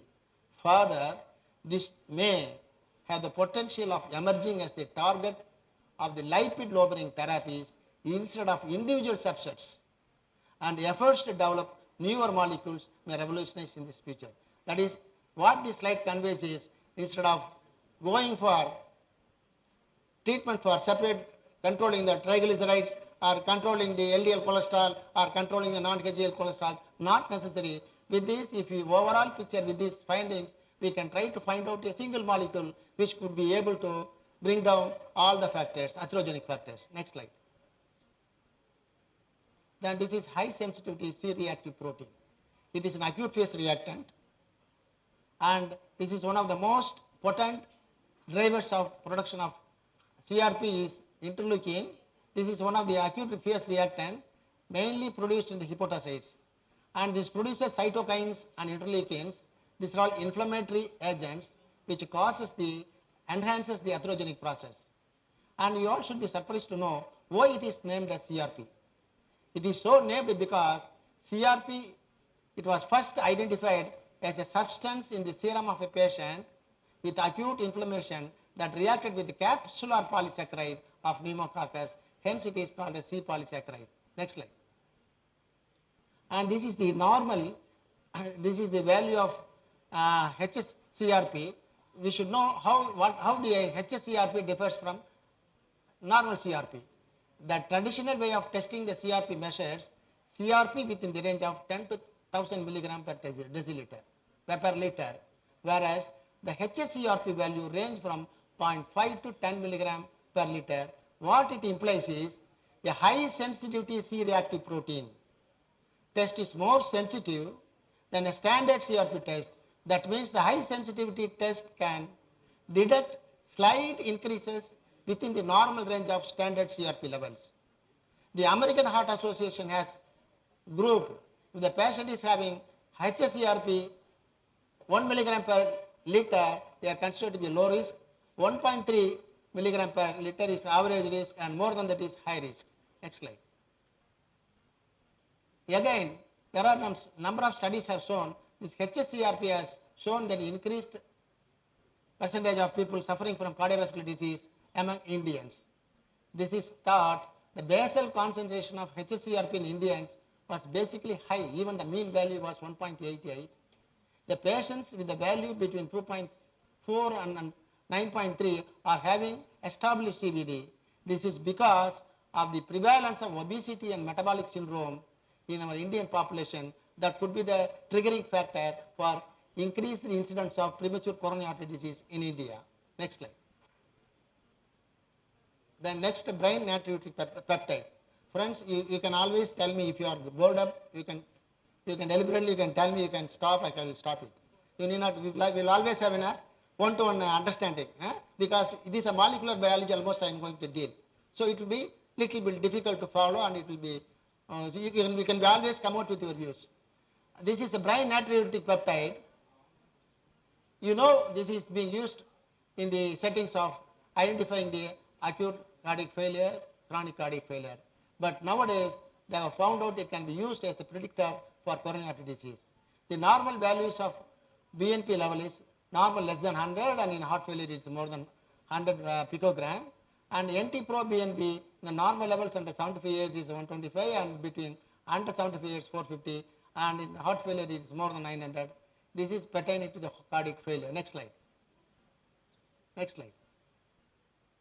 It has been assessed that natriuretic peptide levels have reported to increase progressively with the increasing number of diseased coronary arteries, possibly reflecting increased central expression and release of natriuretic peptides during myocardial infarction, ischemia. Again, a study conducted under the heading under the captainship of Emmanuel, they have done a meta-analysis about 80,000 patients, participants, and 10,000 patients with vascular disease from 40 long-term prospective studies have assessed the strength and constantly of association between levels of BNP and NT-proBNP with subsequent risk of CVD. So the studies have shown there is a threefold increase whenever there is an increase in the BNP level. Next slide. One minute, please. So to conclude, the available prospective studies indicate strong association between the circulating concentration of natriuretic peptides and CVD risk and a range of different circumstances. However, the studies have been done only under the stable vascular disease, so more and more studies are needed by including the general population, thereby its utility can be applicable for the general populations. Next slide. Next slide. Next slide. The homocysteine is yet another molecule. This is a non-proteinogenic alpha amino acid, and this has got it is synthesized from the methionine and through 3 different pathways. Normally, homocysteine levels are low. This varies depending upon the age, diet, and the genetic background. Next slide. This is the normal values of homocysteine. This is normal value, moderate, intermediate, and severe. Then what is the importance of knowing about homocysteine? The homocysteine is presumed that they are mediate the formation of cardiovascular disease by several different mechanisms, such as involving the adverse effect upon the cardiovascular endothelium, smooth muscle cells, oxidative damage, and increase in the synthesis of collagen and deterioration of arterial wall elastic materials. As we have mentioned, endothelial dysfunction. So, this homocysteine, higher levels of homocysteine causes vascular endothelial dysfunction, resulting in the process of atherogenesis causing coronary artery disease. The cohort studies, about 127 patients, and other studies, they also proved the high incidence of homocysteine increases the cardiovascular death both in the elderly as well as in the younger people. Next slide.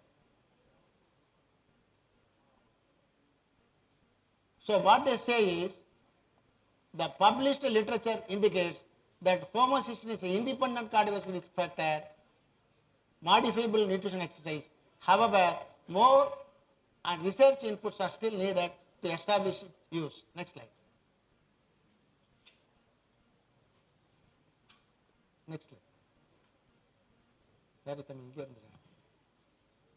Then, as I mentioned in the beginning, low fasting plasma glucose. We know that hyperglycemia causes coronary artery disease, cardiovascular diseases, but they have found out recently, and the low fasting plasma glucose level itself also likely to produce cardiovascular disease, particularly coronary artery disease.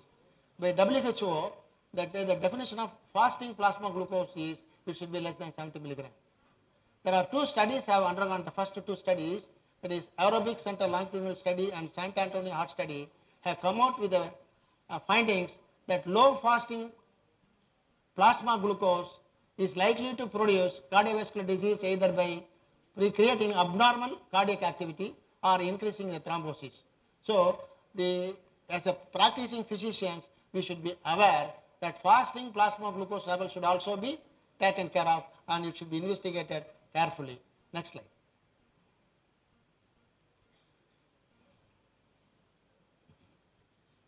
Then coming on to the hyperinsulinemia and insulinemia. As you know, the hyperinsulinemia and insulin resistance are the hallmark of type 2 DM, and this in so many various mechanisms this produces coronary artery disease, which has been well established. This well established fact, and this hyperinsulinemia and insulin resistance are making this sort of damage to the cardiac muscles or cardiovascular disease by way of acting as reactive oxygen species and advanced glycation of end products. These two are causing damage to the cells and resulting in enhancing the atherosclerotic process. Next slide. This is the latest one they added, heart type fatty acid binding protein. This is a protein found in the heart, essential part in the, takes part in the essential part in the metabolism of fatty acids inside the cardiomyocytes. This heart fatty acid binding protein is abundantly present when there is an ischemic injury, and the more characteristics of this heart binding protein is it immediately releases into the circulation even before the methods what we use, that is troponin C. So this heart binding type fatty acid binding protein is the earlier marker, even it releases into the circulation even before the CTN.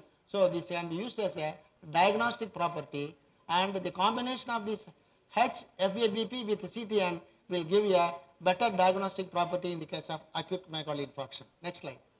As well,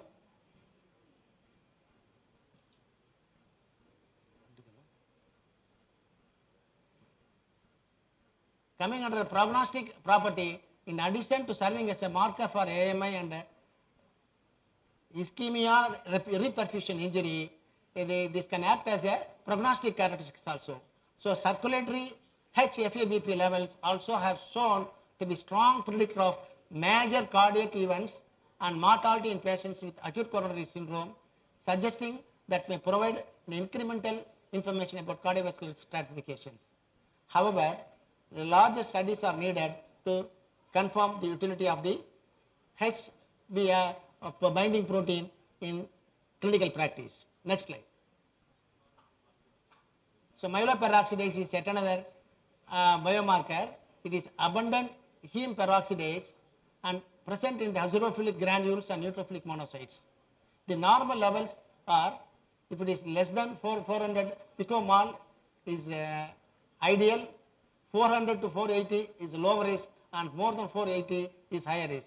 This is acted, next slide. The acts by way of, this brings the deleterious effects by way of acting over the LDL. In the molecular level, it converts this LDL and makes it a atherogenic LDL. The same way, the HDL function is deteriorated, and it decreases the bioavailability of endothelial dysfunction and the generation of hemorrhagic environment and thinning of plaque, resulting in the rupture of the plates. So many mechanisms, molecular mechanisms it acts and produces enhances the coronary artery disease. Next slide. So this is how it acts. This is the MPO and atherosclerotic plaque instability. This slide explains how this acts through some inhibitors, how it produces the cap rupture and all these things this HPO and atherosclerotic plug instability is being explained in this slide. Next slide. Next slide.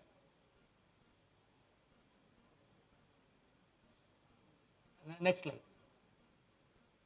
So the current evidence supports a causative role of MPO in coronary plaque rupture. Clinical studies strongly suggest that plasma concentration of MPO correlate with the present and severity of coronary artery disease. Importantly, increased plasma MPO has been shown to predict future adverse coronary events in many studies, confirming its potential role as a useful clinical marker. Unlike CRP, MPO is less involved in general systemic inflammation, thereby making it a more specific coronary marker than CRP. Next slide. So isoprostane is yet another biomarker, and this biomarker is the most and reliable biomarkers, and it formed through the lipid peroxidation. And normally it is found very low in the blood, but this enhances what to call the inflammatory process through a receptor. Next slide. Through the TP receptors, this isoprostane enhances its deleterious effects upon various tissues like monocytes, platelet regression, vasoconstriction, and angiogenesis, and resulting in enhancement of the atherosclerosis. Next slide. Next slide. So these are all some of the studies, next slide, done in favor of to showing that there is a isoprostane is responsible for the pathogenesis of CVD. So the formation of isoprostanes may have to be suppressed either by special therapeutic strategies such as upregulation of antioxidant enzymes such as superoxide dismutase. You know, superoxide dismutase is it is an important antioxidant. So this helps. On the other hand, reactive oxygen species are destructive. They will release the free radicals, oxygen-free radicals, and kill the cause damage to the tissue cells. So we have to find out the balance, how it has to be counteracted. Moreover, the TP receptors action is not yet fully analyzed or revealed. So we have to do a lot of research on this to come to a conclusion. Next slide. Then coronary artery calcium score. You all might have known this is one of the imaging biomarker more useful to assess about the coronary artery disease as a risk factors as well as the prognostic factor. Initially, it was found out by using electron beam CT and subsequently by multi-detector computer radio tomography. These are all some of the technical terms used by the radiologists for assessing it. And this is the value is termed in CT number, and normally the score is named after Augustus score. Next slide. If you look at it, if you look at the slides, there is a minimal, there is no calcium. If you look at it, there is about 20%, and there is a 250, and there is a 120, more than 120. And recently they have found out, next slide, the coronary artery calcium consortium have a large and highly generalized study done over 60,000 subjects, and they have tried to analyze how the coronary artery calcium scoring can be utilized for assessment of the cardiac risk factors as well as the risk of other diseases like respiratory diseases, like that they have tried. And they come to a conclusion. The prognostic, they put it in the two directions. One, coronary artery calcium of 0 and coronary artery calcium between 0 to 1999 and beyond 1000. So they have found out if the value is 0, we can confidently take the patient as negative. That is, for negative risk factors, we can take it as confidently. But whereas, even if the coronary artery calcium score is between 1 and 10, it says there is chances of 1.4-fold increase of risk of death from any causes compared with the coronary artery calcium 0. So this is the finding we have to derive upon this. Next slide. If the coronary artery calcium score is more than 1000, it is likely to produce about 52.4% of the patients will have four vessel disease in the coronary arteries. That is left main, left antedescending, LCX and RCA. And if the score is more than 1000, about 43.4% of them will have three vessel disease. So patients with the coronary artery score more than or equal to 1000 indicates of increased risk for CVD mortality, all-cause mortality compared with those have scored between 400 to 999. So it concludes that coronary artery calcium is a single most eligible predictor for long-term cause-specific mortality across patient subgroup based on age, ethnicity, sex and risk factor burden, providing a crucial role in cardiovascular risk stratifications. This non-invasive definition of CSC might be used as a surrogate for arteriography, examining disease progression in response to pharmacological therapy. So whenever we subject the patients for pharmacological therapy, by way of routine coronary artery calcium scoring, we can define how it is progressing or how it is regressing. Next slide. So this is yet another imaging biomarker. Carotid intima.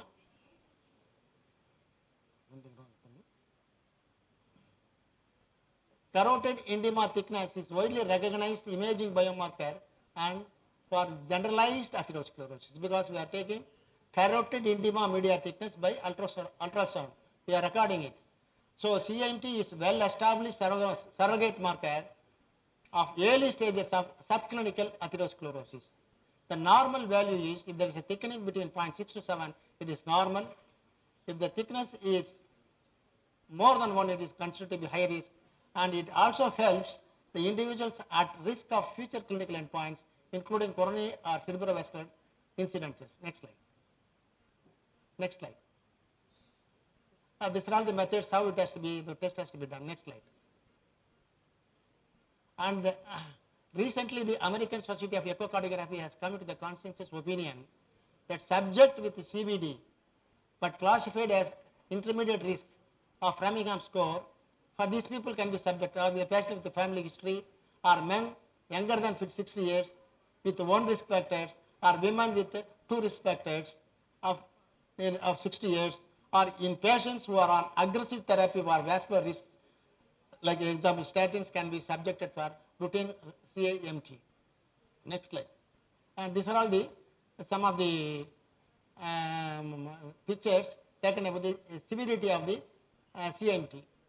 According to the American Society of Echocardiography, the latest 2020, they have recommended that baseline cardiovascular ultrasound subsequent to 2D and 3D play quantification would be performed in the assessment of asymptomatic patients at lower intermediate risk according to the FRS, Framingham risk score.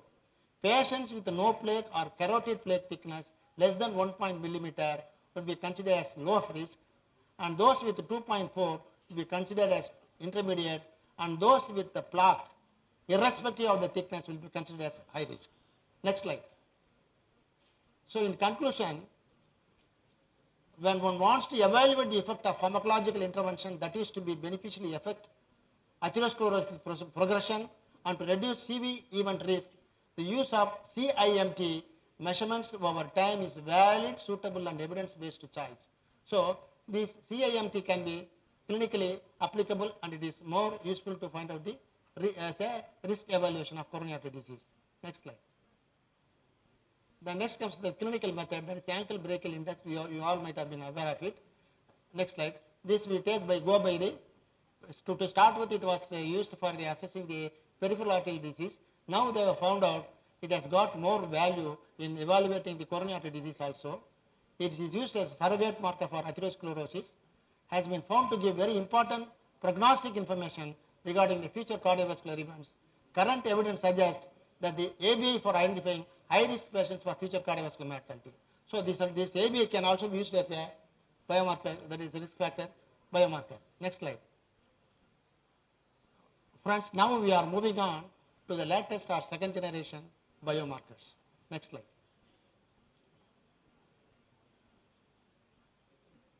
Recently a lot of researches are going on. So in spite of so many biomarkers, they are making it out, but still they are not able to find out the intricacies of atherosclerosis perfectly or clearly. So they are all baffled, they are all in a puzzling state.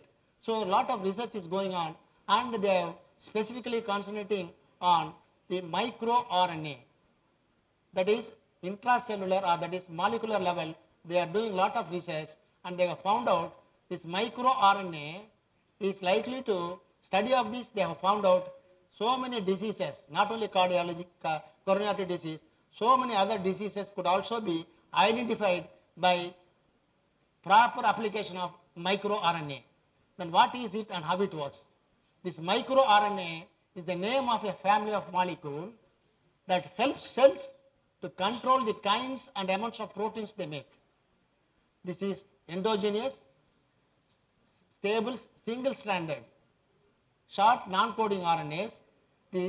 That is, the cells use microRNA to help to control the gene expression. As I told you, these are all molecular biology and biochemical definitions. However, we should try to know the basics of it. It will be a better one way. Gene expression is the process by which information from a gene is used in the synthesis of a functional gene product, end product, protein or non-coding RNA as the final effect. So this microRNA is very much useful to identify the risk characters of CVD, not only CVD, coronary artery disease, but so many other diseases also it's being under research. Next slide. I do not want to get into the more of the biochemical terms. And they also found out the main role of microRNA in the human body is gene regulation, mediating the degradation of messenger RNA. See, this microRNA helps the messenger RNA to get degraded. By degradation, what we mean is it is an important mechanism for controlling gene expression. This process involves the orderly action of a battery of cellular endonucleases and exonucleases.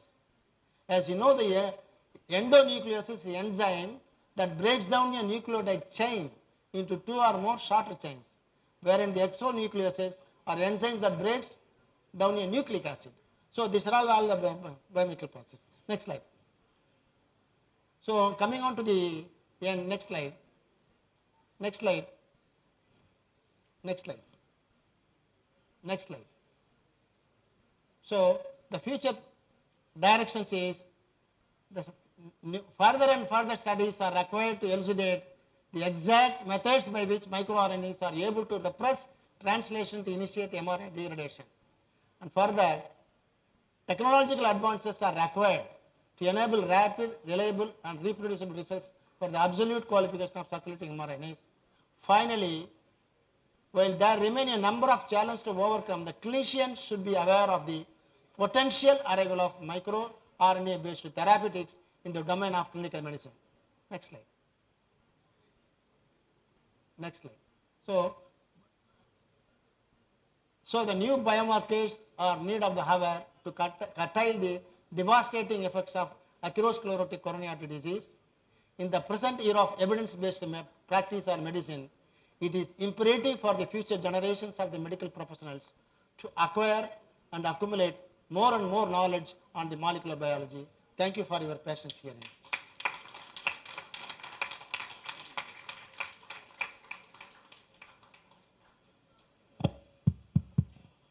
Thank you so much, sir. As we express our gratitude, we must never forget that the highest appreciation is not to utter words but to live by them. We now have Dr. K.P. Pichamani, sir, Treasurer, Chemco Alumni Trust, to deliver the vote of thanks. Sir is the founder of Sri Ranga Hospital, a patient-centric multi-speciality institution focused on delivering a high-quality healthcare experience at an affordable cost. This 47-bedded NABH accredited hospital is supported by a renowned team of clinicians, surgeons, paramedical and nursing staff. Over to you, sir.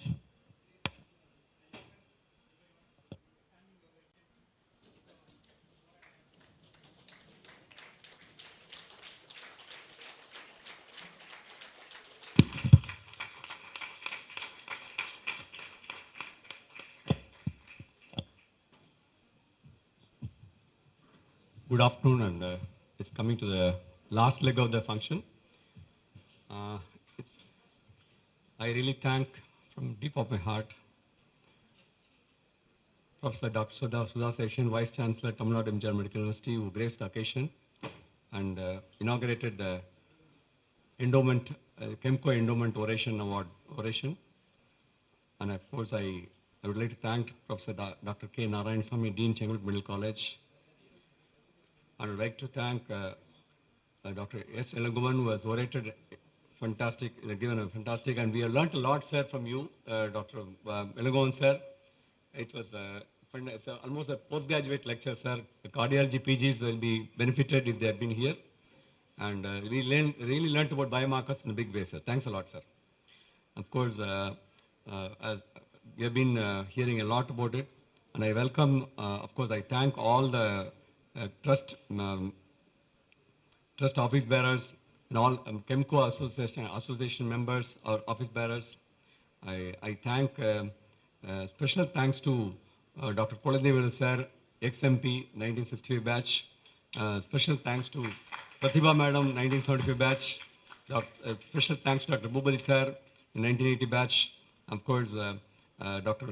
Muralakishan, sir, was left from 1981 batch. Dr. Ravi, Dr. R. Kumar, my classmates. Of course, we have to thank the family members of Elangovan, sir, who are here. And of course, I don't want to miss our local organizing committee persons, headed by Dr. Arasu, Dr. Mohan Kumar, Dr. Balaji, Dr. Padmanabhan, Dr. Sudhakar, Dr. Humayun, and Suresh Kumar, 96 batch, cardiologist, and Suresh Kumar, pediatrician. We have been in the background of this particular function, who made this function grand success. Of course, the PGs and students were patiently listening to the entire conference and the oration. And I thank every one of you here who have been, and of course I want to thank the faculties who have been attending the oration. If I think I have not missed anyone, of course I want to thank the people who have been live streaming in a fantastic way. There have been a good live streaming and there have been a lot of comments about it also. It's fun, it's very good, sir. And I hope I have not missed many people. I want to thank Kribakaran, who is here, who has been participating in this. And I think I have not missed anyone. I hope so. And I want to thank two special people on this occasion, sir. One is Dr. Annal, who has been the founder and author. Sir, please come over to the sir. Who has been the founder and author. And I want to thank Dr. Shekhar, sir. Sir, there is no... I have just taken these two people out separately and thanking this trust, whatever we are having, whatever we have, it's mainly because of these two great giants. And any amount of thanks to them is not sufficient, sir. And from 1965 till this date, all the batches are united. We are all, across the batches, we are known. Kemco, the spirit of Kemco is because of these two giants who are here, Dr. Anil, sir, and Dr. R.K. Shekhar, sir. Thanks a lot, sir.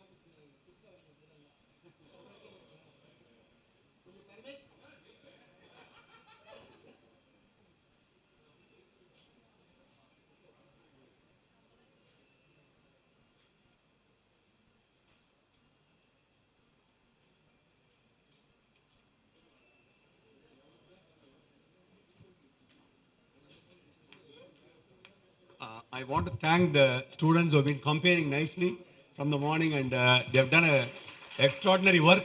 And of course, I want to thank each and one of you from the heart of the, on behalf of Kimco Alumni Trust. And the lunch is arranged. Please, all of you, stay for lunch and complete. Thank you. Thanks a lot. Thanks, everyone. Thank you, sir. That was so sweet of you. We wholeheartedly thank each and every member in the auditorium for having made this occasion a grand success. Let's wrap it up by raising for the national anthem.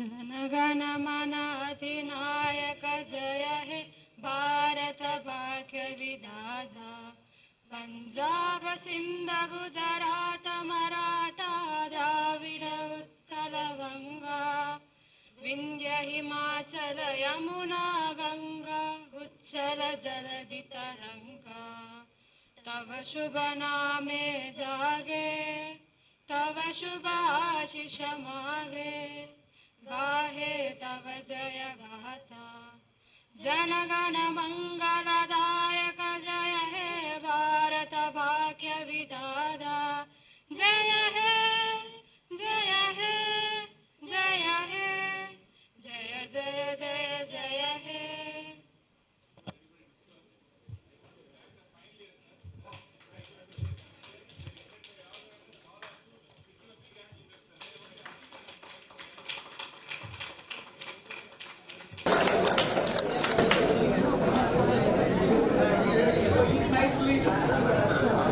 Thank you.